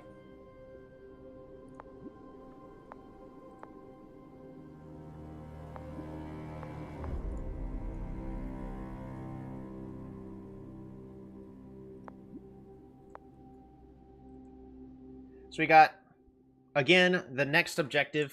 This one is reiterating the primary objective. Get a level 3 city. Because we can't get a level 4 city. That's just not possible. We start off with a level 1. This one can only get to level 2. This one here is a little tricksy. It can only get to level 2, and it's short by 1 population. And this city over here is, of course, the entire solution. If I can control exactly what comes out of these ruins, I would be giving the player climbing from these ruins. That way the player can go ahead and climb over this city. Set capital. This one's for player 2. Set capital for player 1. Right, W. Boom.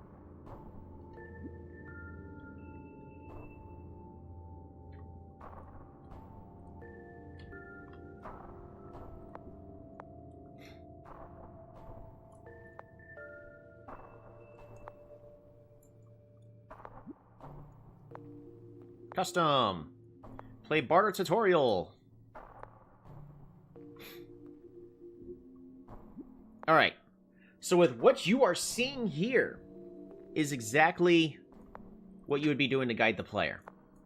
You see these trees, you see this open path. Yes, the player can go, oh shoot, it's a bear!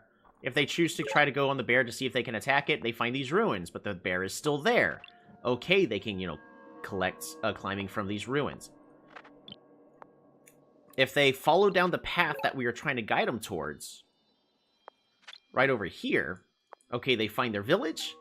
They can capture their village because they learn, you know, that's what they can do. And now these bears have this hunting thing that allows them to do this. We're just going to get a workshop. If they follow the path, even if they follow, like, the worst possible path, right over here, there's a village there. Fantastic. Look at all that fruit. And at this point is when you bring up, we have fruits, but we don't have the means to collect it. We should research it in the tech tree. So this is the point where you bring up the tech web. And what do you see? You're going to be seeing only hunting and organization. You cannot train, you maybe, you know, have climbing unlocked, but the player would have to pick up organization. And again, the primary objective is to get a level 3 city. Boom, 1, 2. Levels it up. Fantastic. 1, 2. That's a problem. Maybe miss something over here. No? Okay. Right over here. Is there something over there? No. There's some fruits over there. Aha! And in this case, again, we're using the fruits to draw the attention of the player, hopefully, and try to teach them this. Look at this. This city has all these different resources because of how it's set up. They can get this. Fruit. They know a bear. Workshop. Okay, they can go hunting. You know, there's these horses as well. Fruit. And then, boom. Second objective done. Again, we're teaching the player basic economics. That is mission 2. Mission 3 has to be Shinshi, because we gave the player access to climbing here through the ruins. But this is the second mission. Notice, no conflict. That's where things are about to change. We're gonna go ahead and exit to menu. I'm gonna go ahead and Alt F4. We're gonna reload it.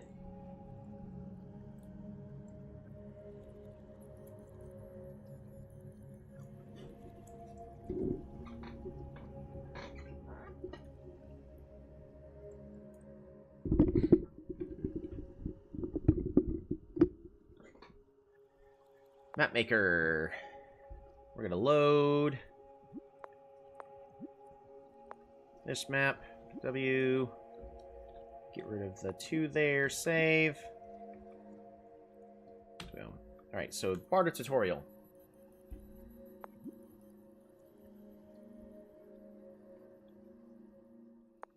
So barter. So tutorial number 1.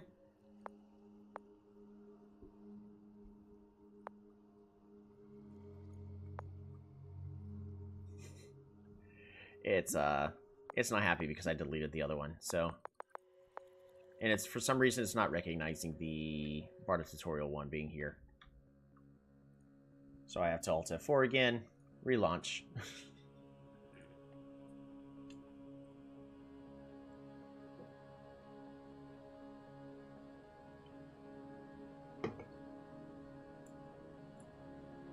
And unfortunately at this point, this is where things get troubling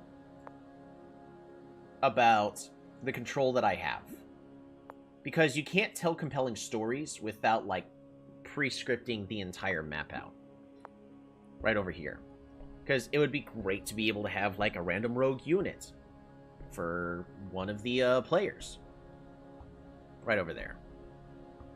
But yeah, so this is what I would do for the second map. Larger, gives guides the player to where it needs to go. They learn about hunting and exactly how that tech works. And they have the option of being able to figure out how climbing works. You know, you have players that are willing to experiment. Map 3. We're going to be playing as Shinshi.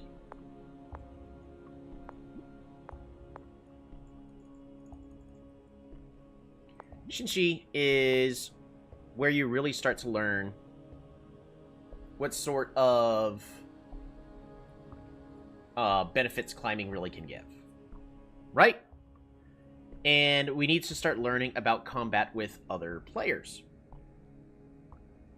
But also, this is a good opportunity for us to be able to let the player use climbing and explain to the player that climbing helps you explore. So how are we going to accomplish that? Well, first, we gotta make sure that this is completely inaccessible to the player. Once again. But what we are going to do is we're going to play a singular mountain right over here. How are we going to guide the player onto this mountain? Again, it's really, really simple. We force the player that this is the only path that they can go. So we do something like this, right? We're just gonna make this like a little bigger and make it look a little more natural. We'll fix it later. The important thing here is that the player is unable to progress further without the means of climbing.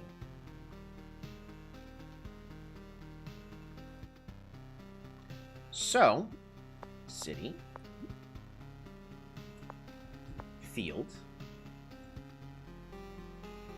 And once again, at this point, what we need to do is let the player understand, hey, how do they use that technology to do what they want to do? We're going to go ahead and place our forests. We're going to go ahead and just place 2 forests with animals like here and here. We're going to place a forest without an animal right here. We're going to go with a field and some fruit right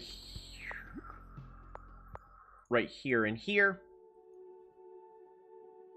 And then at this point in time, we just need to finish making the map look nice. You know, something like that. It is complaining that I cannot put the fruit on the water.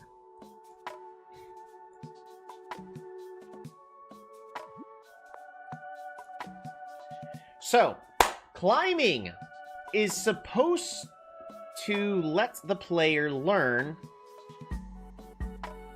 how to explore. In fact, we're going to be finding 2 very nice things. We're going to be finding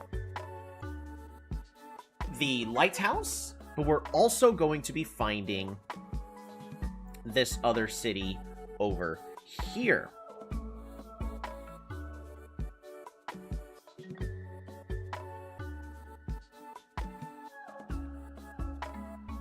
We're going to go ahead and set this capital for player 1.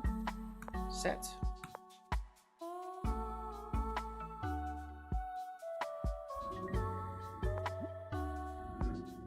We're going to resize the map to size 12.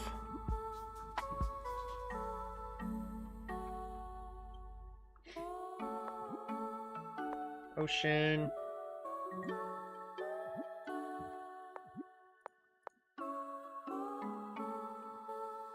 Boom. Set capital. At this point, I do want the player to have a slight edge in the upcoming conflict. So what is going to be the best thing for the player to be playing against? Omaji. And specifically Omaji with mountains. Because that will make, if Omaji gets right, the AI gets riders, the player's going to have a massive advantage. So, starting island, we're going to guide the player all the way over to here. But we should have the objective of be the last player standing at this point. It's no longer about get to a certain level. Because we've now done 2 levels of get a city to level 3. A simple objective, and it teaches the necessity of improving your economy and leveling up your cities.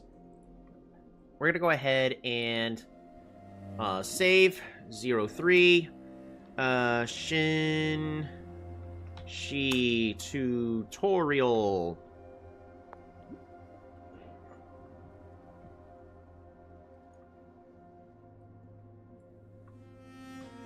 Again, we are specifically going to have full control.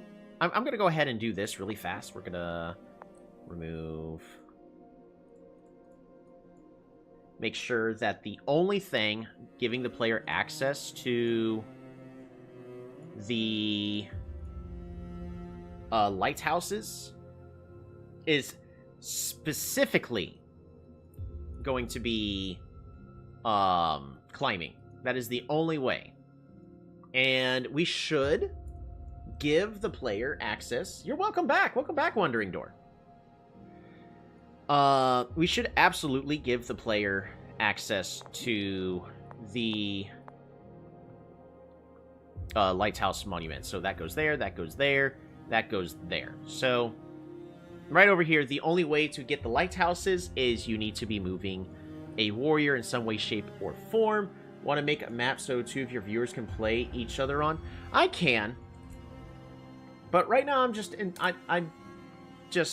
making what I would be doing for a campaign. Now notice, like, all these maps are set in stone. They don't seem super exciting, but each and every single map should be teaching the player one new mechanic in some way, shape, or form. And in this case, we do want the player to be learning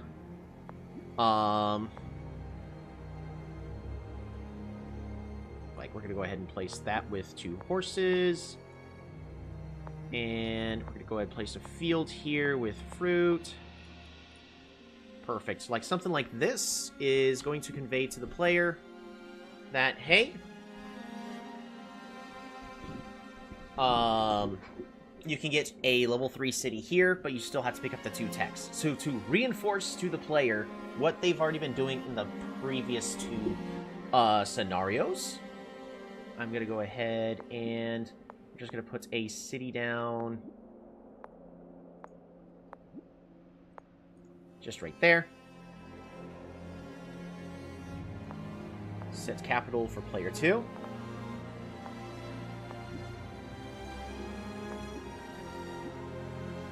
Campaign. When I started the game, I entered against 3 crazy bots without even knowing what the game was about. Right? But not everyone's like that.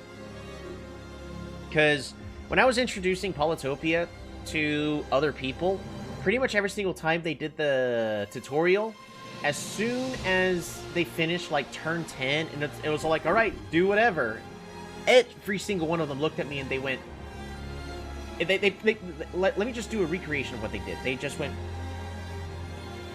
Now what? Now you need to defeat the opponent on the map. They're like, oh, well, how do I do that? I'm like, everything that you've just been shown. So clearly, everything that's currently being shown is not good enough.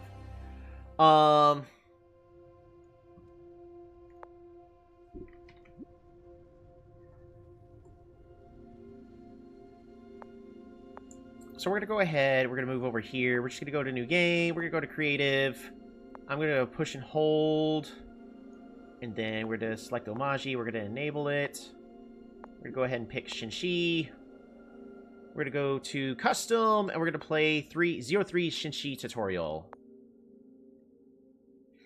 So right over here, indeed, right? So over here, the player is immediately greeted with this. They see that, okay, they have 2 horses, they have 2 fruits. In the previous tutorial, they learned how to use the tech tree in order to get new technology. So at this point, we only have 3 technologies available to the player. Specifically, hunting and organization. Plus climbing. So, right over here, let's just do the worst way possible. They find out over here. With this, we are teaching the player that by walking onto a mountain, they get a lot of vision, and it is used to explore. Specifically, this is the first instance that the player has access to finding a lighthouse. Because we strategically made it where they couldn't see the lighthouse on Tutorial 1, we strategically made it where they couldn't see the lighthouse on Tutorial 2, but as soon as you walk onto this mountain on Tutorial 3, you can now find this lighthouse. I don't know about everyone, but I hate Shinshi as a new player. They just felt so hard to play, right? So over here, I go, oh, okay, well, I need to do this. Get this or a workshop. And how's the AI doing? Don't know. They should be doing really poorly.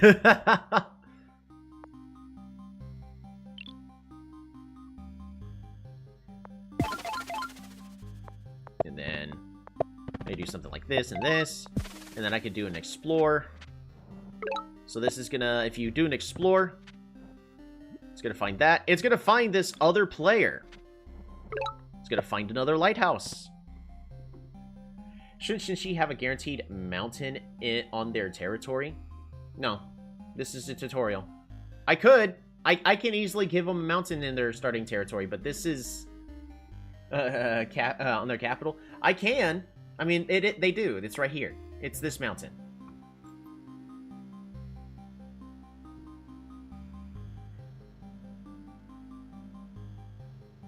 I mean, I could.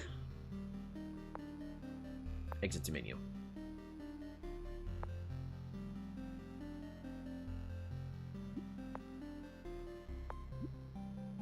Shinshi tutorial.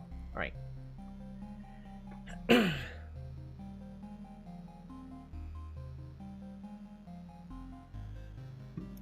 We can absolutely go to Shinshi Mountain. Like, I could do that, I guess. I guess you could do whatever you want. I could do whatever I want. Like, I could do this. This doesn't really change the thing. So we're just gonna add that in save. It's actually not a terrible idea, because by doing this, you make it to where they can see that they can walk onto a mountain in this instance.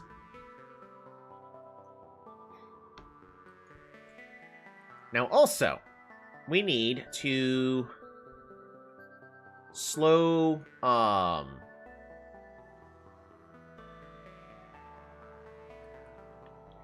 Omaji down. How are we going to do that? So, let's pretend somehow Omaji is able to... How are we strategically going to do this?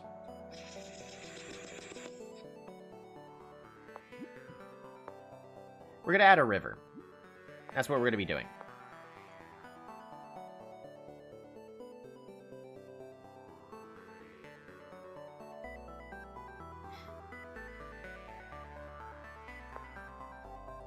We're going to add a river kind of like so. But they might try to walk on the mountain and slow their exploration. I think that's fine. Again, the whole purpose of this is to let players kind of explore and figure this kind of stuff out.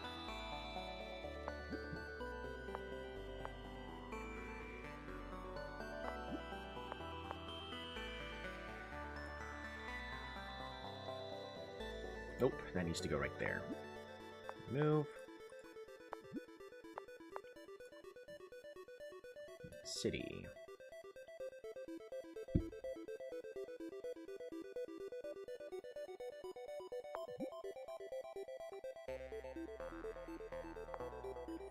And we are specifically going to put forests everywhere.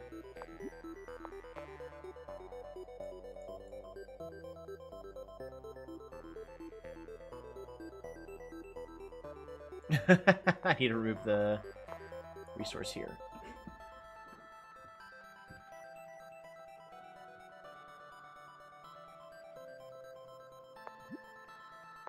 I'm going to place a couple of mountains here.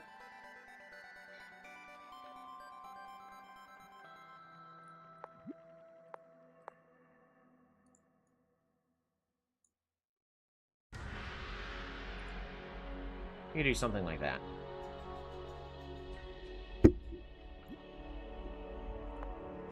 Set capital for player 2.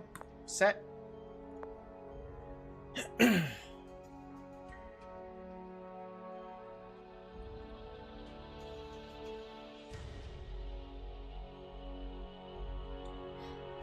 Or poor Maggio would hate to play such a spawn. Feels like a spawn win. It is a spawn win. The whole objective is for the player to have the advantage in this instance and scenario.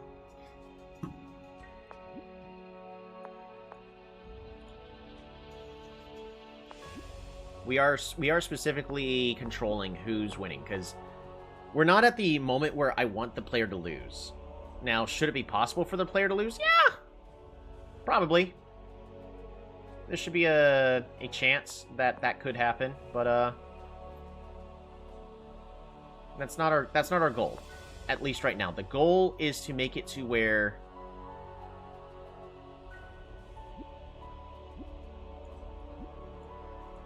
try to make things look a little bit more normal.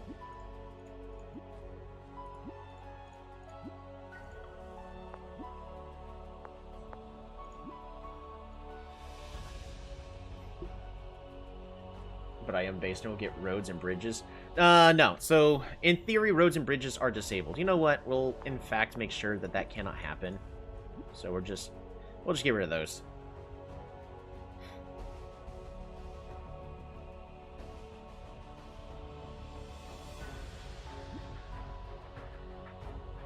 There you go. So, roads and bridges can no longer happen.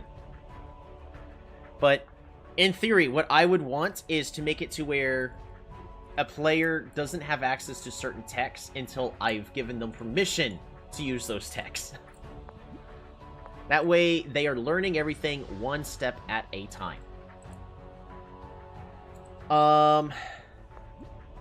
We are also going to be placing some ruins.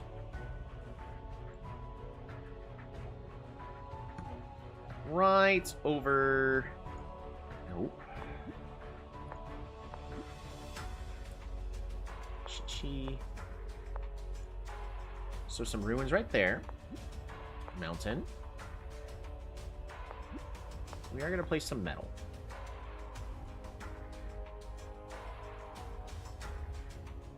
Oh, no, no, no, no.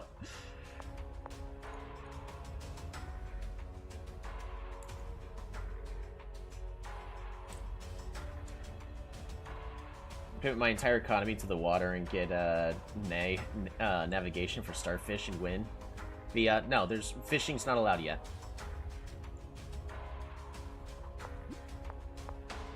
Like, if I had full control over everything that I want control over, the only text that the player's going to be having access to is organization, hunting. They don't even have forestry available. Organization, forestry.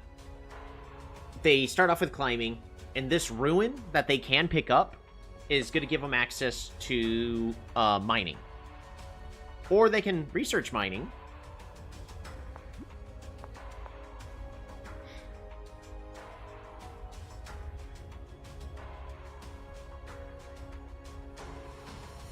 You know what? We're going to put the mountain back. Yeah.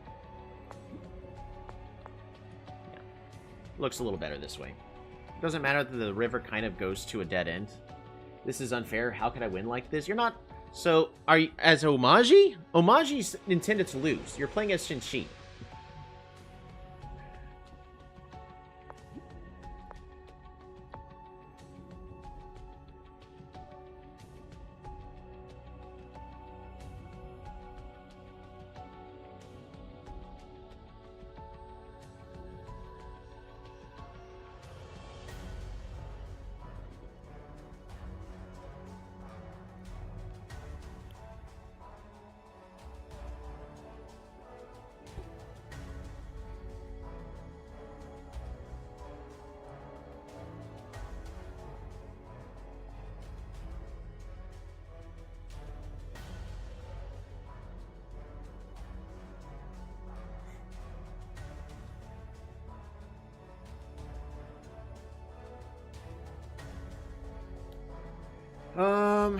How would I be guiding this? Field, Shinshi.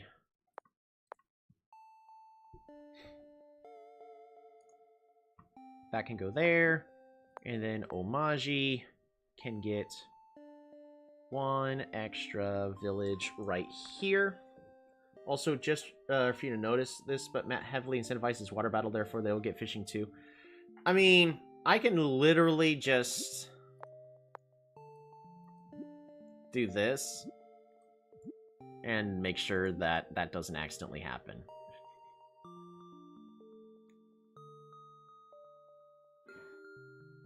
But they can't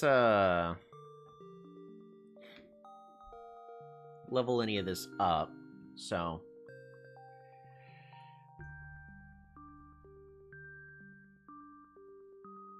But the whole purpose is include all of this to slow Omaji down with all their riders.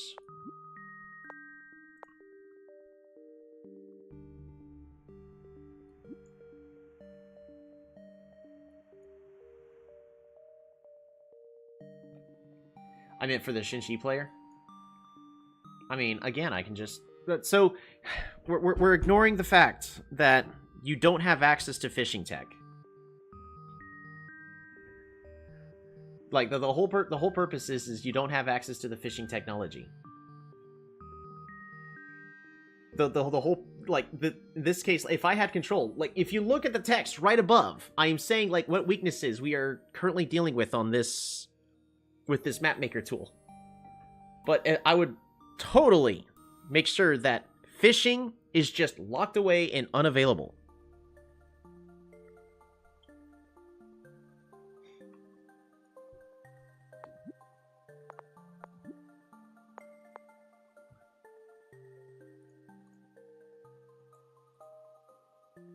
You know, something like that.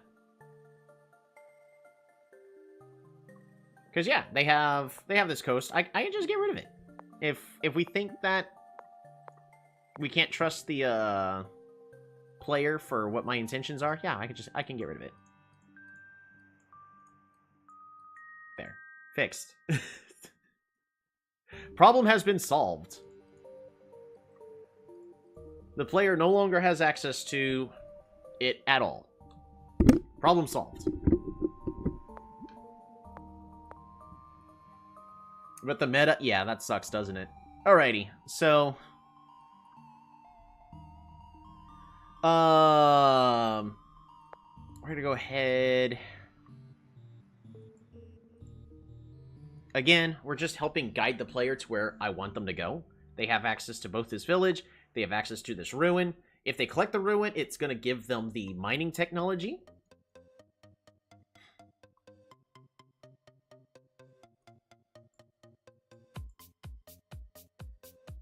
And... you know what? We need to move this city like one space over here. Darn it. Remove those.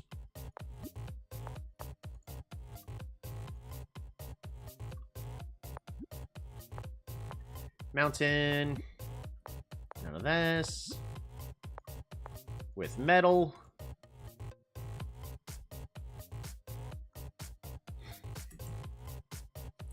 One, two, three, 4, 5, 6, 7, 8.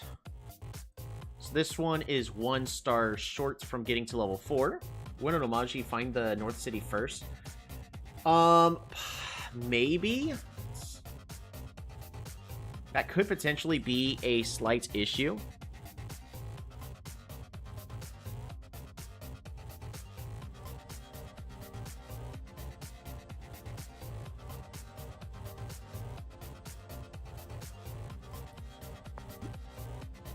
I don't know. They have no. Oh, they would have no stars per turn though.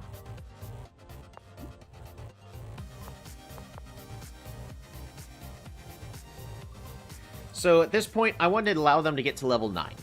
What's the best way from get to level 9? 1, 2, 3, and then I guess a whole bunch of fruit. 4, 5, 6, 7, 8, 9. So that'll allow them to get to a level 9 city. Very, very powerful right there.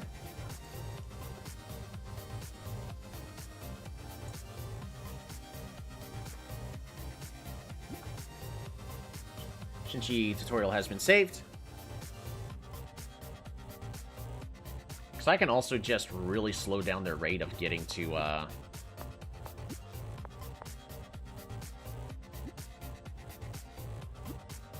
this city right over here. Maji.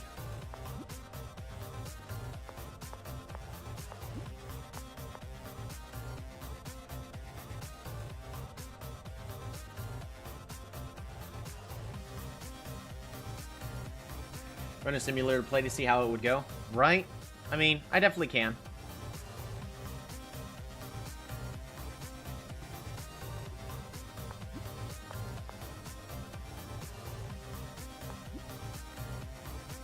Issue is this is way too narrow, so.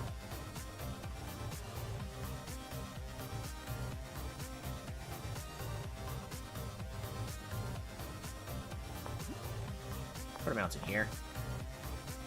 Put a mountain here. Yeah, there we go. Much better. I will volunteer to act as new player and test the map for Shinchi for you. Like, I could do something like this. There you go.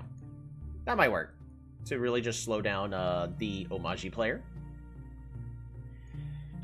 But with this, you'll be able to have the player go all the way around, and Omaji's not going to be leveling anything up.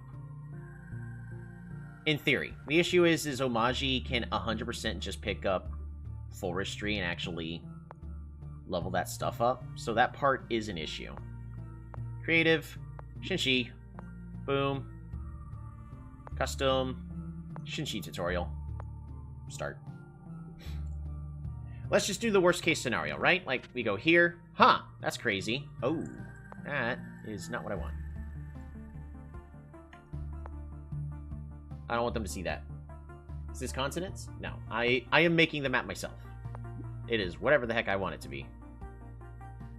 Ocean. Boom.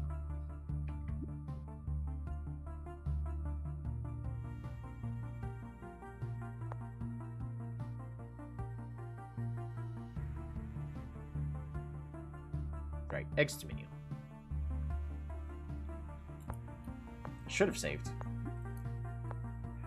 I wanted to do it though. I mean, you potentially can. You have to have the mapmaker mod installed in order to be able to access maps. Alright, but like if we go to this, and you know what? We're actually gonna exit the menu. We're gonna do new game, creative, Omaji, good. Wipe all the tribes off the square. There can only be one. Shinshi tutorial. Start. Alright, worst case scenario. We're just gonna go here. Alright, we see absolutely nothing.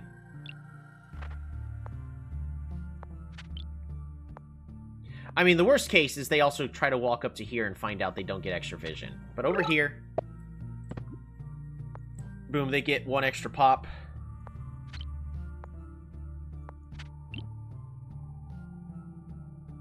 And, okay, you know what? I'm just gonna get organization. I can level this up. Can't you just send me? Yeah, I can send you the map, but you need to have the polymod. Do you have polymod and the mapmaker mod installed? Because if so, then I can just put these on my Discord and just share it, and then other people can play it.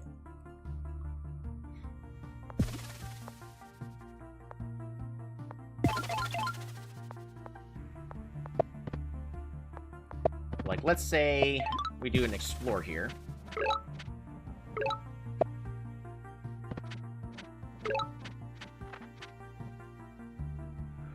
What's this? You don't... I mean, it took me half an hour to get set up. I did it at the start of the stream. I didn't do everything on stream because I'm not going to share, like, my entire desktop and all that. But you would need to install Polymod as well as the map maker tool in order to be able to play this map. You can send the mod on the Discord too. Nah, it's a little too big. I can send the links to everything though. Alright, so the other text that we have access to is only hunting and mining at this point. I'm going to go ahead and pick up the hunting tech. I can hunt here. I can hunt here. Resources. Hunt. Hunt. Hunt. Never mind it then. If you look up the mapmaker tool on YouTube, they do make... there is a decent tutorial for...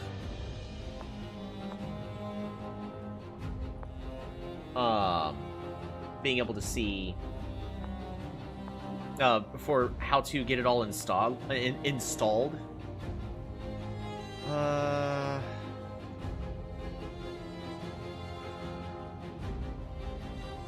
Or we just get rid of this. I think getting rid of that is just a little better.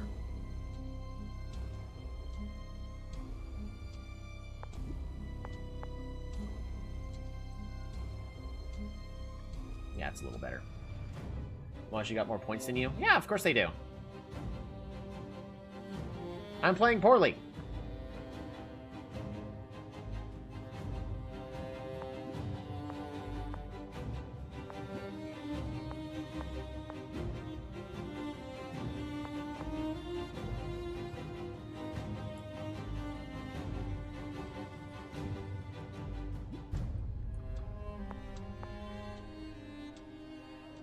Alright, try this again. Creative. Shinshi. Boom. Domination. Custom. Shinshi tutorial. Start.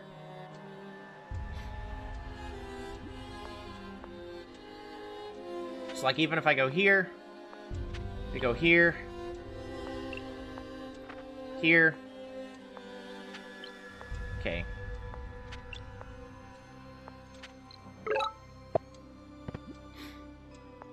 The Eye of God.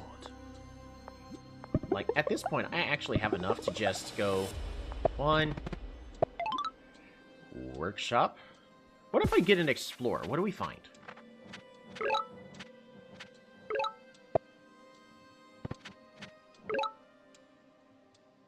Okay, that's a decent amount. We all know that points are the most important thing. Sure.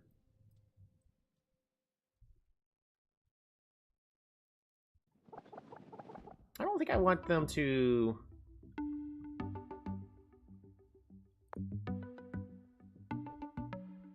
see the other player from that at all.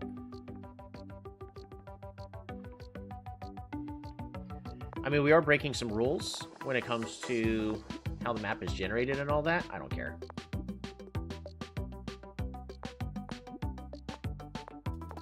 We're doing what I think is necessary for the map to feel better.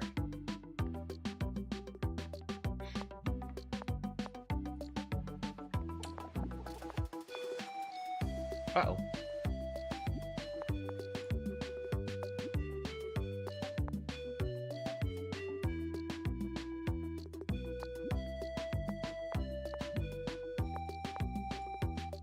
Yeah, it's technically too close. It's fine. What I can also do is... Now, I really want them to spend a long time getting to this city. Yeah, so set capital for player 2. There you go. Are you treating the player like a baby more than a baby? Sort of. We're trying to give the player information one thing at a time.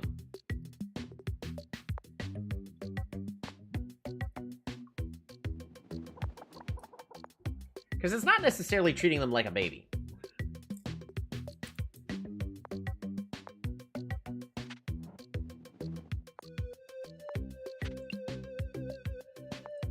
Gotta head out. I like the stream. Nice change of pace, right?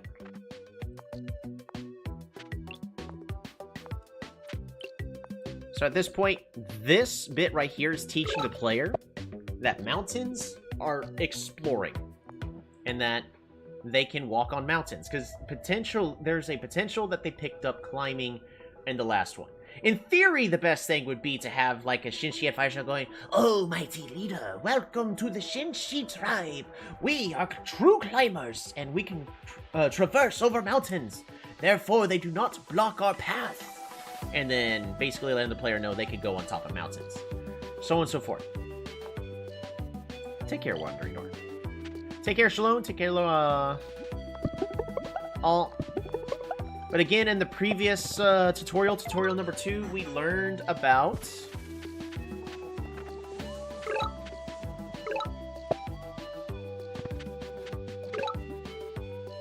Yeah, so in this case, we don't see the other player at all. Resources. So we got a level 3 city. Of course, the first 2 tutorials were all about get to a level 3 city and you win. In this case, now we're introducing exploring light and lighthouses, and the objective is to defeat the other player. You need to test this out later with someone new and saying what happens in Discord for sign. Yeah, I would love to see, like, exactly what they do, but at this point, what they should be doing here is just leveling this up. Cool. Heck, they can explore if they want to. And at this point, if they do the second explore, they get to find the other player, Omaji. Level the city up. Oh, and I was just saying bye to... Yeah, I was realizing that about, like, halfway through in the statements. We're good.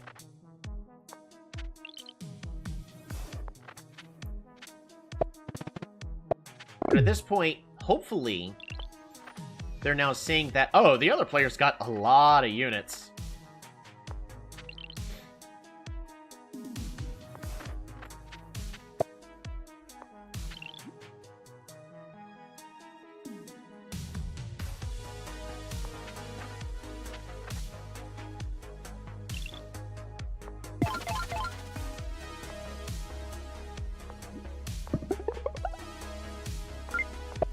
Mine. Workshop. Mine. Mine. City Hall. Mine. But it can't level up any further than that.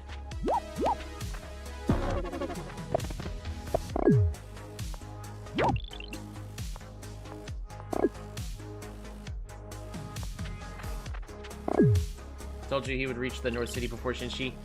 That's really crazy. But also, I took the most... I took the worst path possible. But it's still interesting that... the timing worked out like that.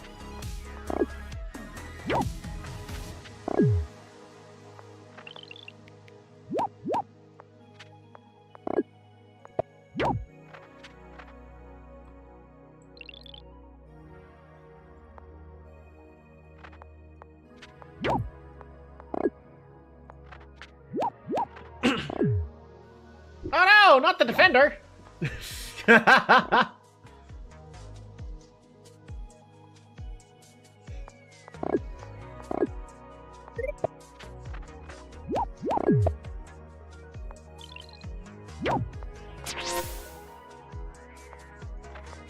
You got a knight, my trauma. But yeah, in theory, the AI should not be able to get any other attacks. No knights, no defenders. Like, this should be all of the this should only be the only tech available. It's hunting, organization, climbing, mining. That should be the only techs available to the players.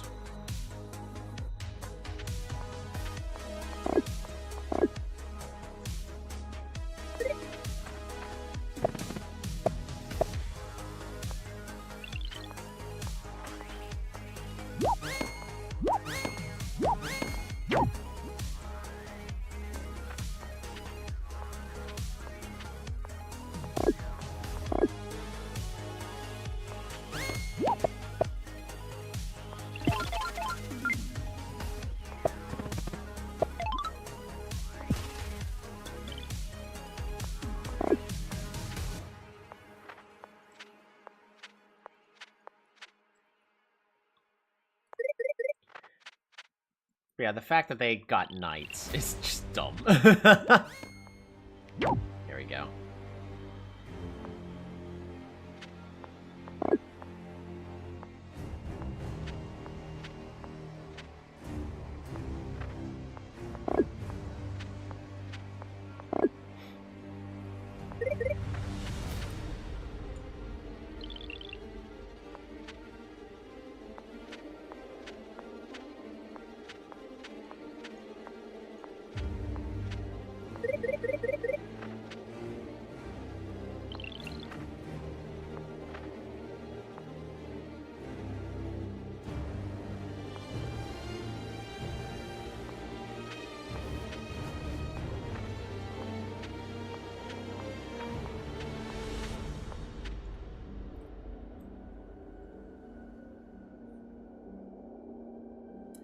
And my first game was a good strategy, so I made a line of warriors backed with archers, destroy my enemies, and some archers poking behind. Yeah.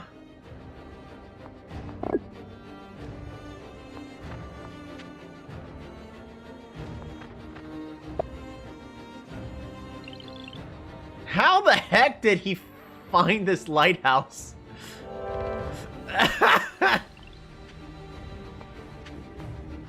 That's insane.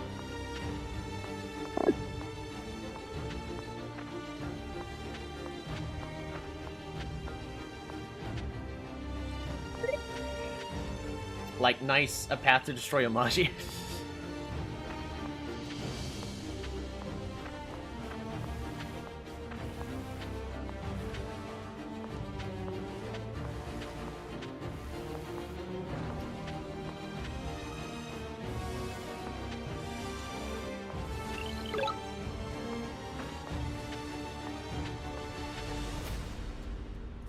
They got the pacifist monument, that's how.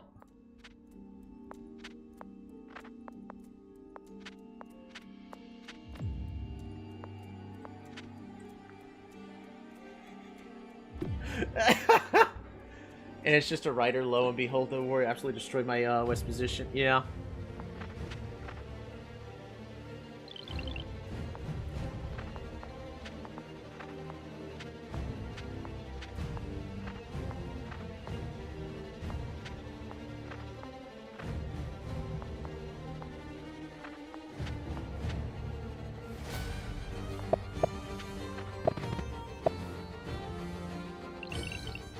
My catapult line was broken? Yeah.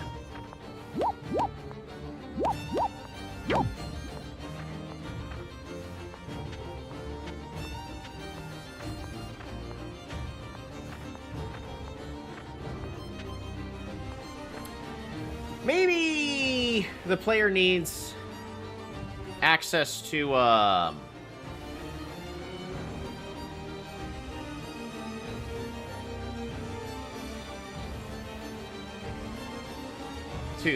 swordsman as well. But of course, like, I'm still assuming that the enemy only has, riders and warriors.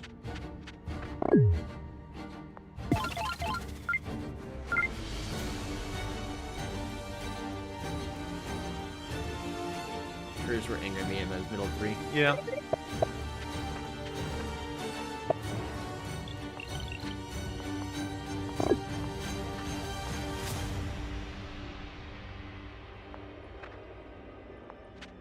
There's no way this could go poorly.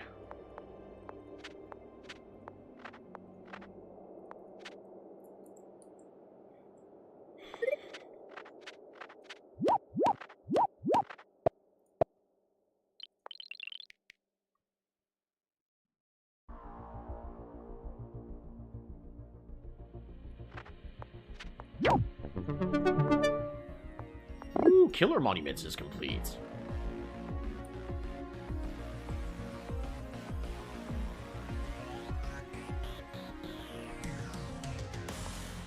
Yeah, so this is probably one where I would be giving them access to swordsmen as well.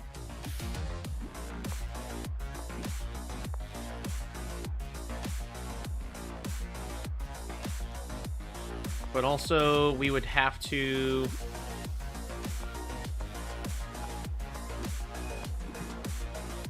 Shinshi. There's Shinshi.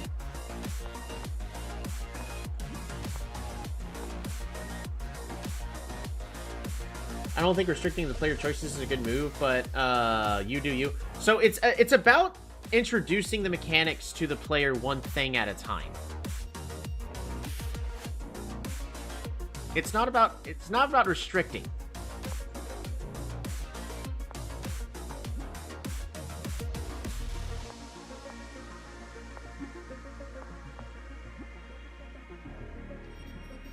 Yeah, we can do that.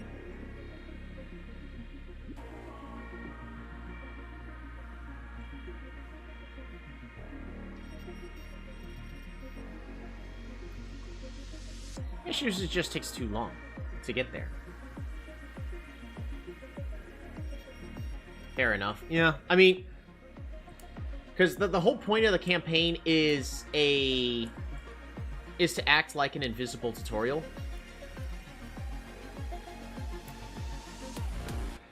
What if...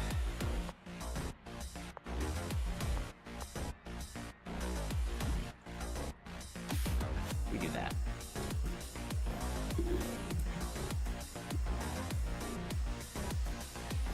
That way the player has a lot more freedom about what can or can't be done. But I would basically just make it to where Shinshi can't do squat. So that way they're going really, really slowly through the forests.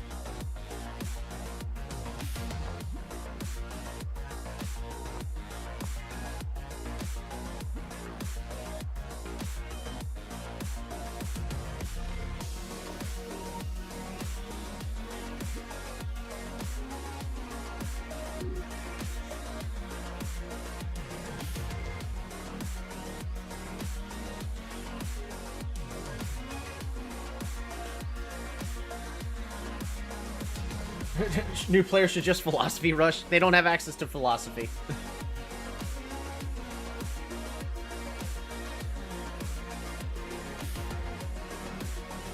There you go. But that, like, this is kind of what I would be doing. I would not be giving players access to swordsmen, specifically being because that's what Venger is for. Venger is the one that gives swordsmen to the player. Kester, how's it going? We're actually at the tail end of the stream. I'm about to be getting off and enjoying lunch. I didn't realize how late it was.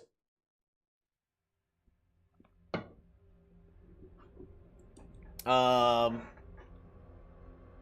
this is what I would be doing. So, we're just going to do a quick review. Because remember, each of these is essentially teaching the player one thing at a time.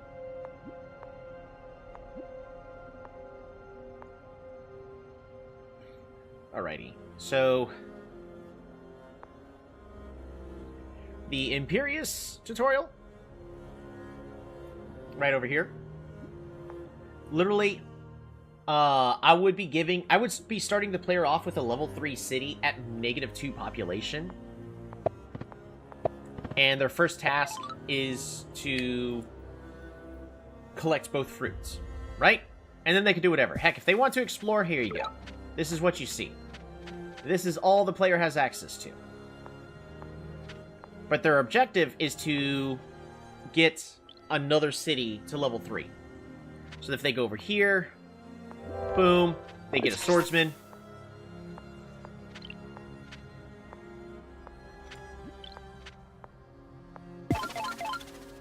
This one is this one specifically is teaching the player how to move units around and how to level up their cities. That's it. 1, 2, 3. Useless fact: it takes more warriors to kill a giant than a walled defender. There you go. So at this point, the player would win. They got this city to level 3. And they now know the basics of awesome. You expanded. You got the city leveled up. You know that's the first one. Second one, new game, creative, disable. This time we're playing as Barter. Barter gives access to hunting. So we need to go hunting and find something new. So if you just follow these trees, boom, there you go. When players at this thing try getting climbing, or they don't have access to it. Again, I am fully controlling what they do or don't have access to. On this mission, they have access to organization because they've already played as Imperious. They already have hunting unlocked. There's also climbing available. Now, you won't be able to find much with climbing. But at this point, you collect this. And I'm just going to go ahead and do an explore. This is what the players would be able to find. Now, this is it. We're just going to train another warrior. If the player went upwards, they would find an animal here. If they tried to attack the animal by walking onto it, it would not kill the animal. And they would find ruins. These ruins, what I would do is specifically give the player climbing. So if I get it... You pick up the ruin and you get climbing. That was fully random. Thank you very much, Mijuan, for assisting me with this. Didn't think Venger was as good as a new player. In my opinion, is unchanged. So at this point, the player can experiment a little bit with climbing. Going, what is climbing? Alright, well now they have, you know, access to this climbing. They can go onto this. Okay, cool. That they normally could not. They walk over here. And the objective is, once again, to get a city to level 3. Get a second city to level 3. This is so that way they have to pick up organization through the technology tree level. Do this. Awesome. Level 1. Perfect. Get it again. Level 2. There's nothing else here. No, because the final solution, the real solution is they need to go here. And they can learn that, okay, well, this fruit, they're two different kinds, but they're both fruit. Animal. This is another animal that hunts. Another animal. Boom. And then whatever. Boom. Mission complete. And I think, have Venger as their first tribe. It's because Venger seems really, really strong with the way that new players play, especially on easy mode. So at this point, tutorial 2, objective complete. You got a non-capital city to level 3. The third one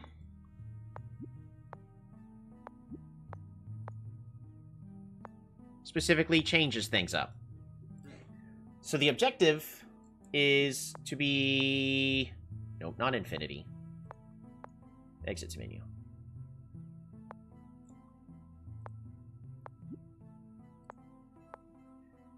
Custom. Be the last player standing. Easy mode, right. But at this point, you know what I'm gonna do? We're gonna put this on easy. Just so that way the AI will act a little bit more like I want them to act. We're just gonna put them on easy mode. Be the last player standing. Alright.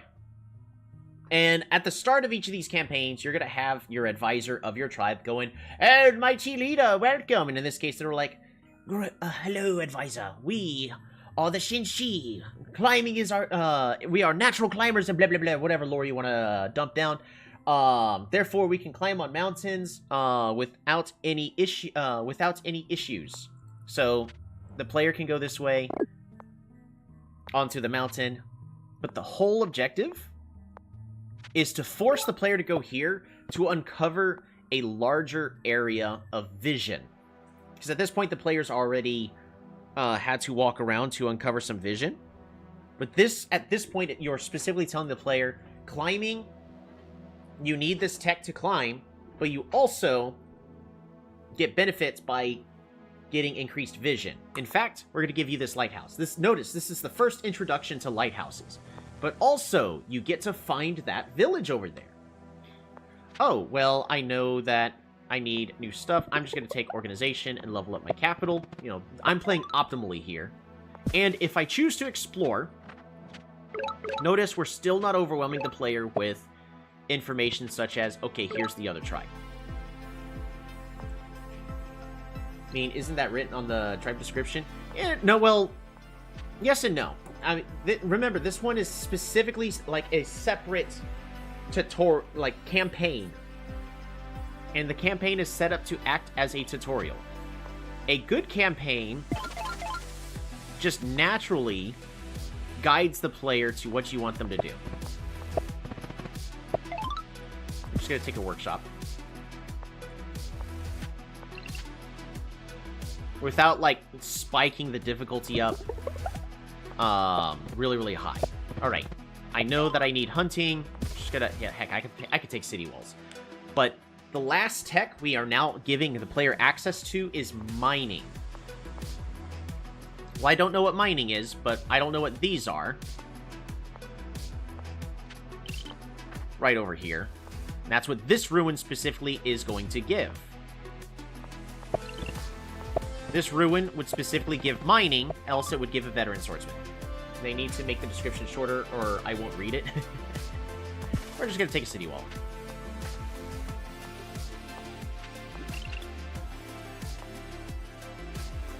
So, no, not pops.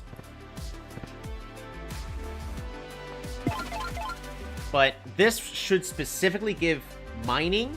But if the player has already researched mining, like I already took that, it will give the player a veteran swordsman. So if I go here, and I do another explore, at this point we might be able to now find the other player. Population growth. Hey, we find Omaji.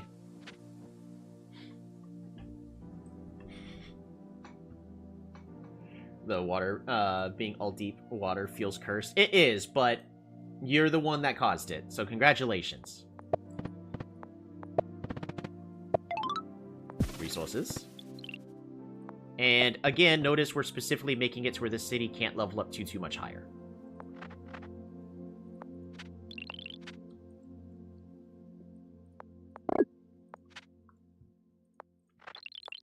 Alright, well, the easy AI is being absolutely dumb, so...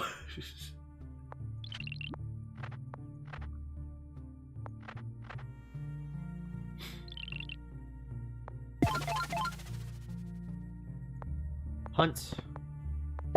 Hunt. Explore. Come on! Yes! Alright, there we go. Explore monuments is complete. Harvest fruit.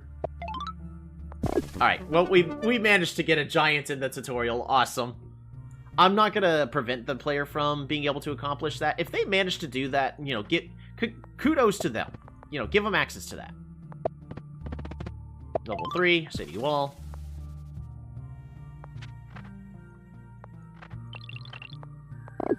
At this point, it's just warriors everywhere. But this city will be able to do whatever. It can level up population growth or border growth.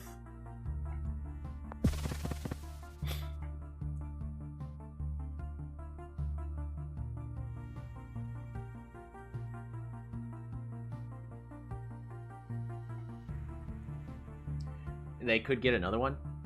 No, you can't put the blame on me. Oh yeah, I mean, I usually can, because if you do that, boom, I have God right here. This is going to push the units in the wrong direction, but... The other tutorials lock you from getting climbing. You can't just lock fishing on this... Can't you just lock fishing? Yes, that's the whole point, but Wandering Door kept making it very abundantly clear that it doesn't matter. He's still getting it anyways, so... You have Wandering Door to thank for that.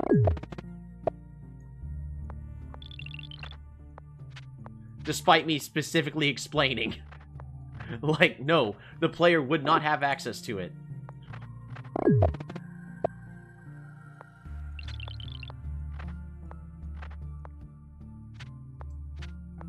There you go. But at this point, let the player figure out... Oh, I got this unit over here as well. How they want to win.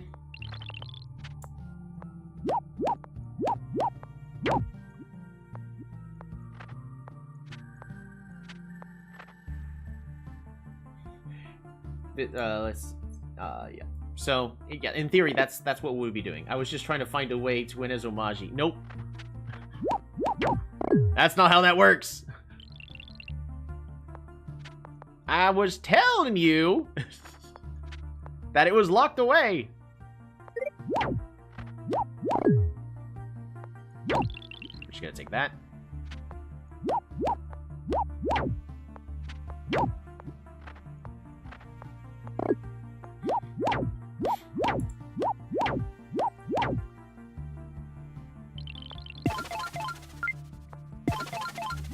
There you go.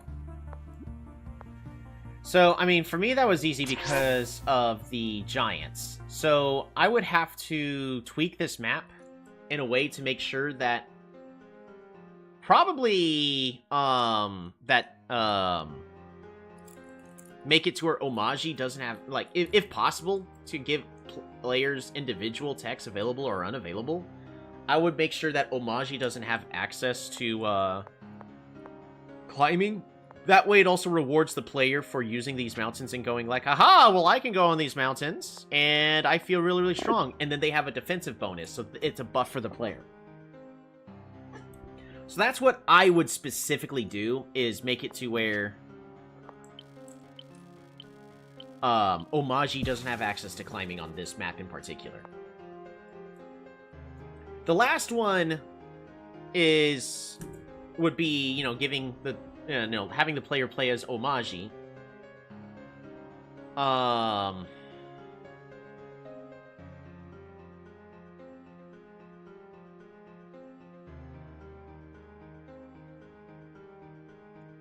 what I would probably end up doing is... I'm just going to do this very briefly. We're not going to make an entire map. Oops.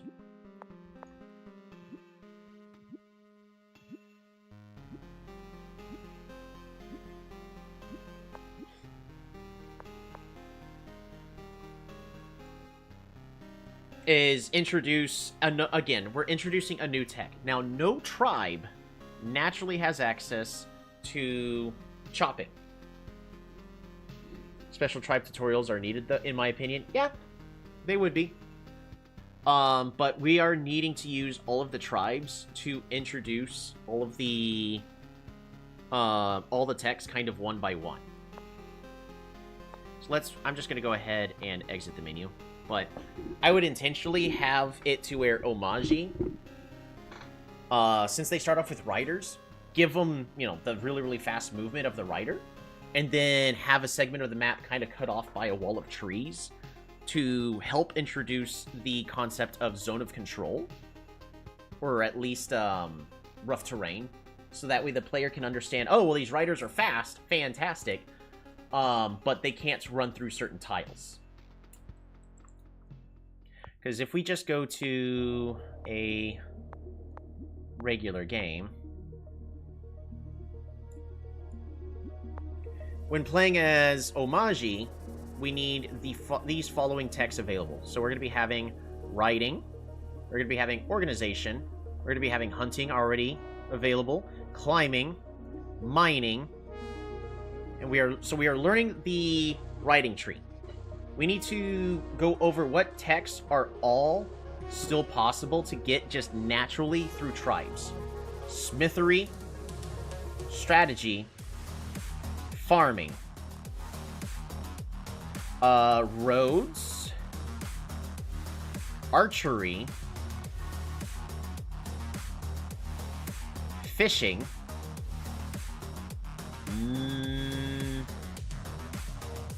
philosophy.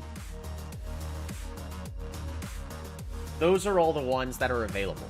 So we have how many techs that we have to introduce?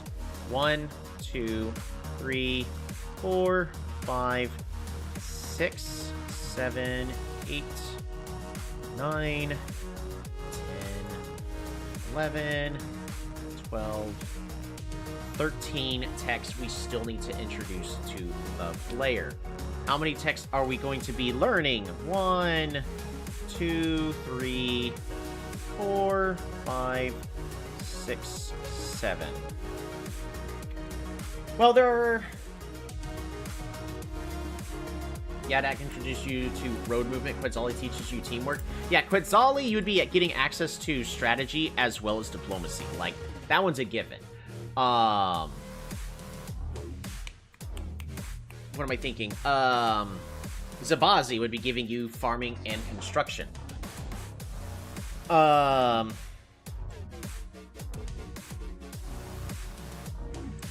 would not want to say that we'd be learning archery and spiritualism through Hoodrick, but I would probably be giving access to all of these texts through Hoodrick. There are texts that don't really need teaching, like aquatism. Yeah, you're kind of right. But yeah, so that honestly says a lot about spiritualism, mostly because spiritualism's like really bad. But what you would need is a situation for spiritualism to be good. Kiku will have every fishing tech. Yeah, that's the issue, is because Yadak would be wanting access to both roads and trade. So what is giving access to free spirit and chivalry? Possibly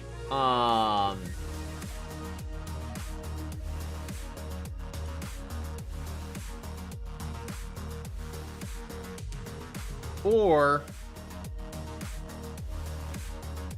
would Luxador be introducing trade or chivalry?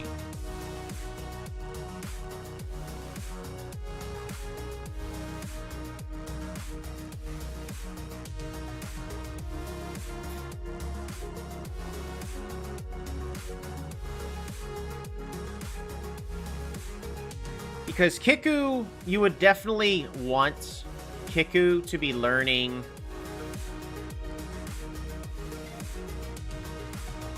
both ramming and fishing.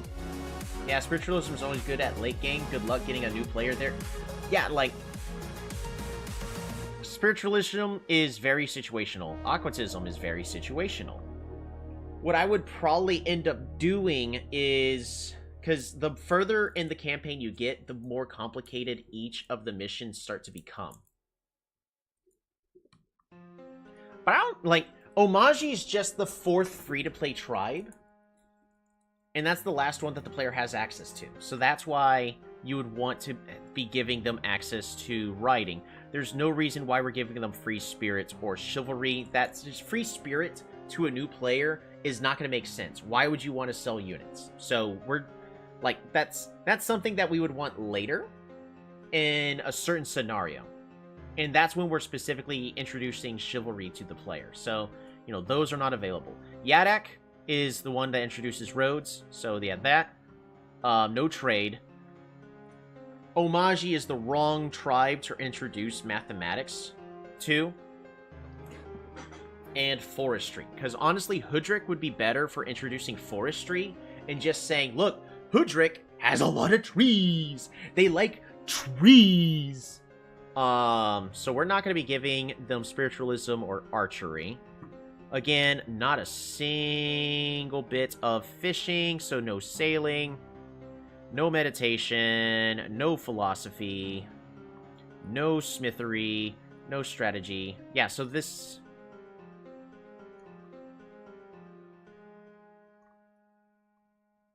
honestly, just teaching the player the eraser...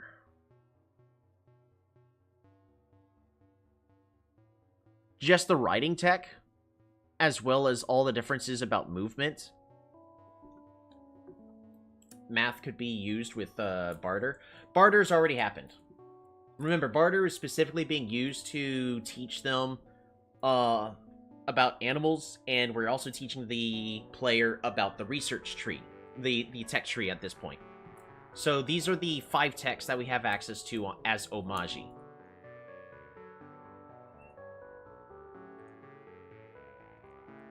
That's the correct one? Yeah, that is.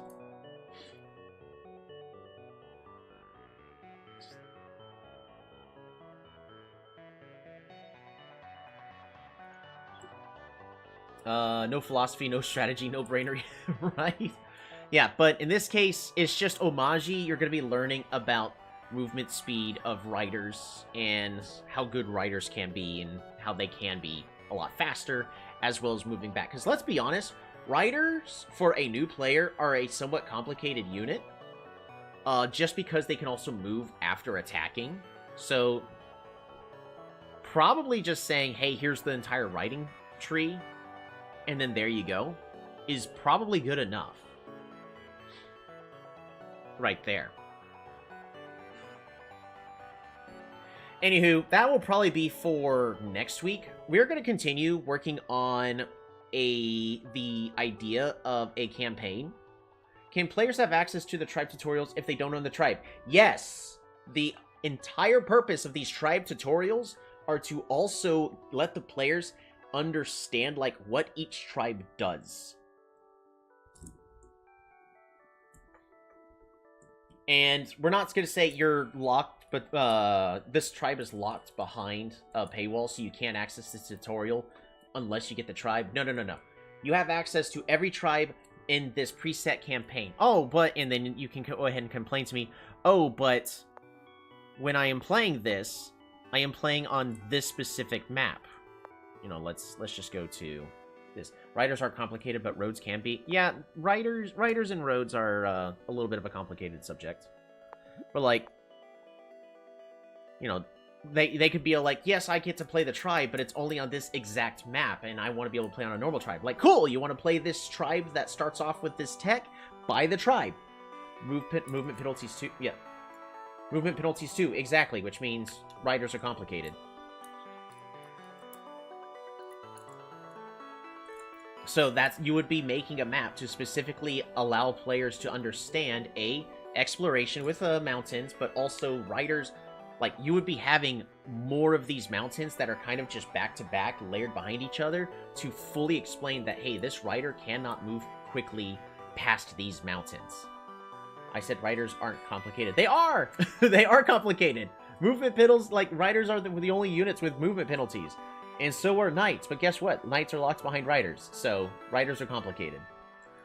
They also move after attacking. Like, there's a lot that goes on.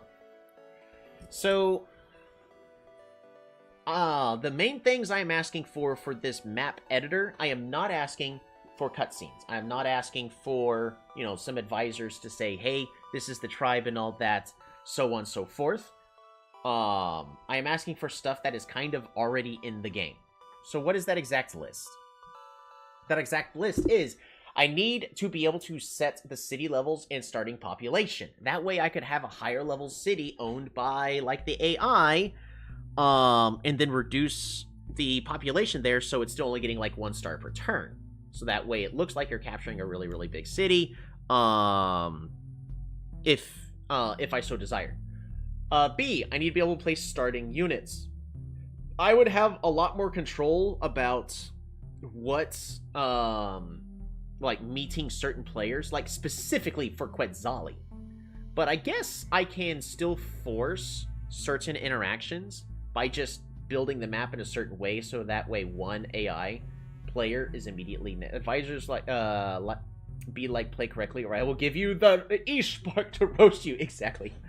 I need to be able to lock text, specifically for this campaign, but being able to lock text out of the game would also make it to where if players are creating dryland maps, we don't have access to, like, fishing and all that.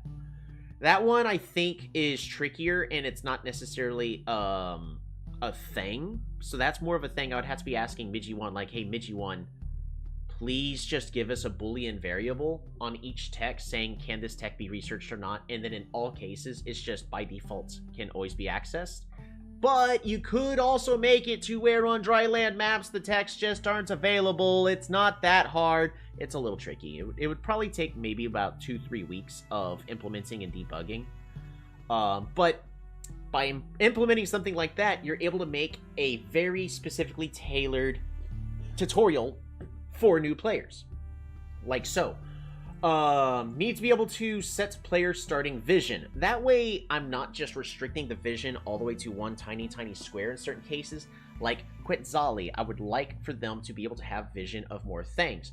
It would also be great for being able to have a player see, like, far off in the distance, like, hey, this tribe is being overrun by Venger, and all that, and the tribe goes, or whatever. I don't care about what's going on in the cutscene or whatever, because those don't exist. But anywho, you get to see that, oh shoot, this Venger tribe, these bony boys, have really scary swordsmen, and they are really, really strong. What am I going to do about that? Like, being able to give players starting vision over certain tiles, I think, is a necessity.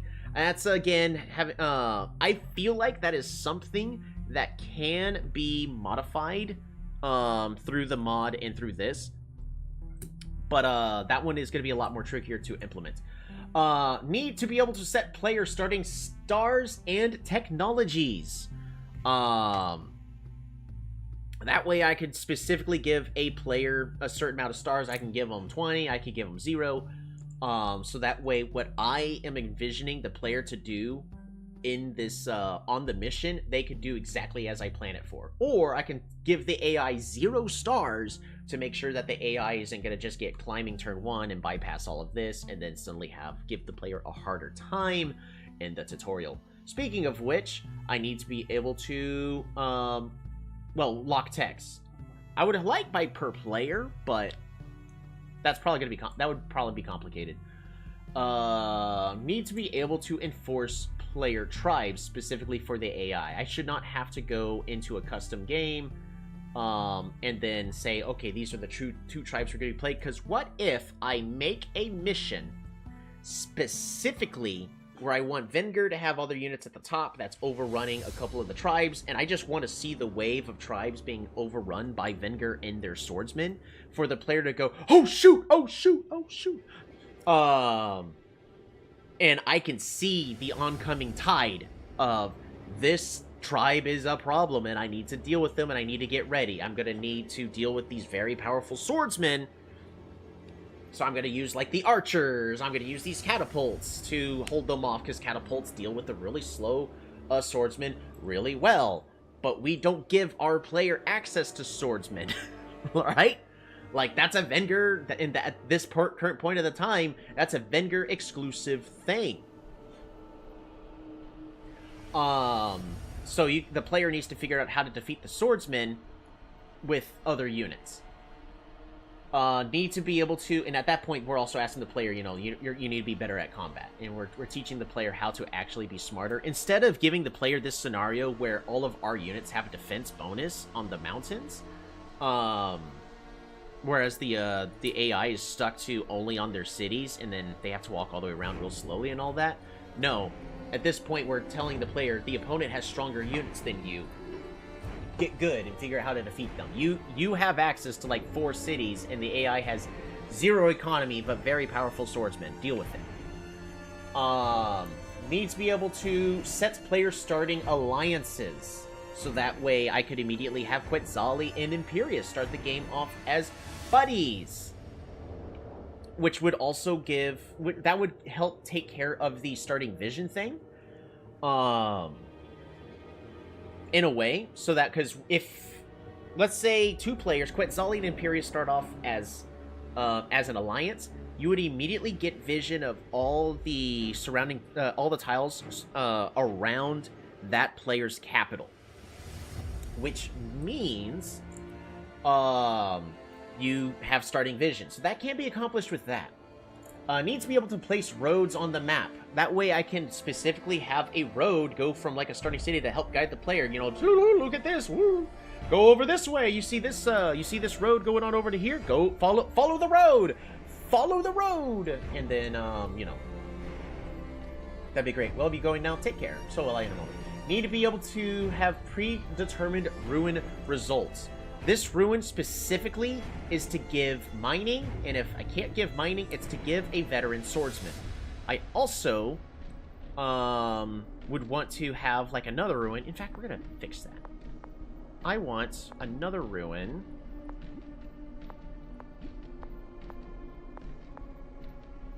Right over here. No! Not as Omaji. As Shinshi on a forest. Boom. Save. So, and then this ruin here is specifically to give a veteran swordsman. So that way, we can help guide the player to be able to deal with, you know, this fight that's going on over there. So they either are going to get mining from this and a veteran swordsman, or they're going to get 2 veteran swordsmen. Need to be able to, need text on side of screen. Oh yeah, and then for user interface, there's no reason why I should look up how to save a map. If it's just Control-S, put it in the top corner of the screen right over here. Save equals Control-S. This is the most desperate, depressing and sad Omaji spawn. If you're playing as Shinshi here. Literally, I'll play it again really fast. Creative, Shinshi, boom. Custom, Shinshi tutorial.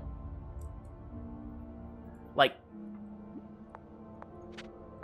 this is specifically to teach the player that climbing helps you explore and find other things. That's what the climbing does. But you'll also find out quickly that climbing... Boom, workshop.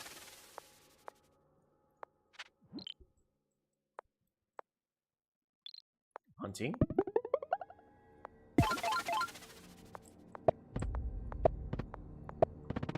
The sad spawn also makes new players prepare that their spawn might become that too. Right? It's not the intended goal, but sure. Alright, fruit. Explore.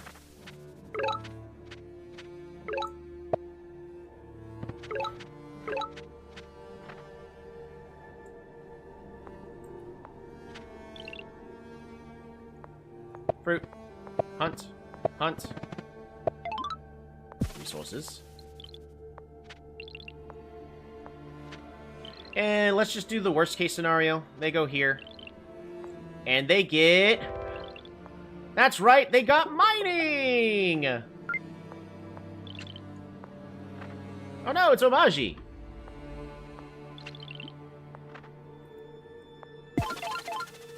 Omaji got climbing really fast this game.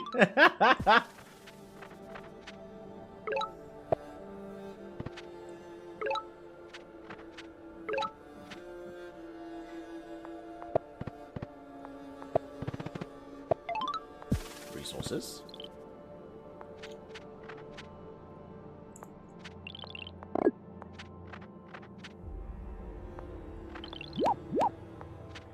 But the goal is that Omaji does not get climbing.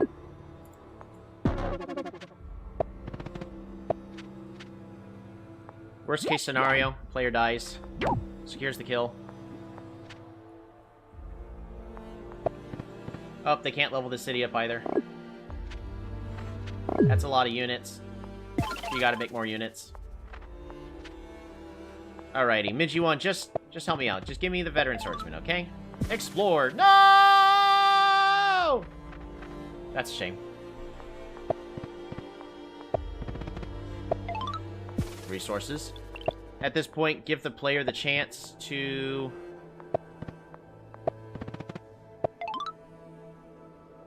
get either.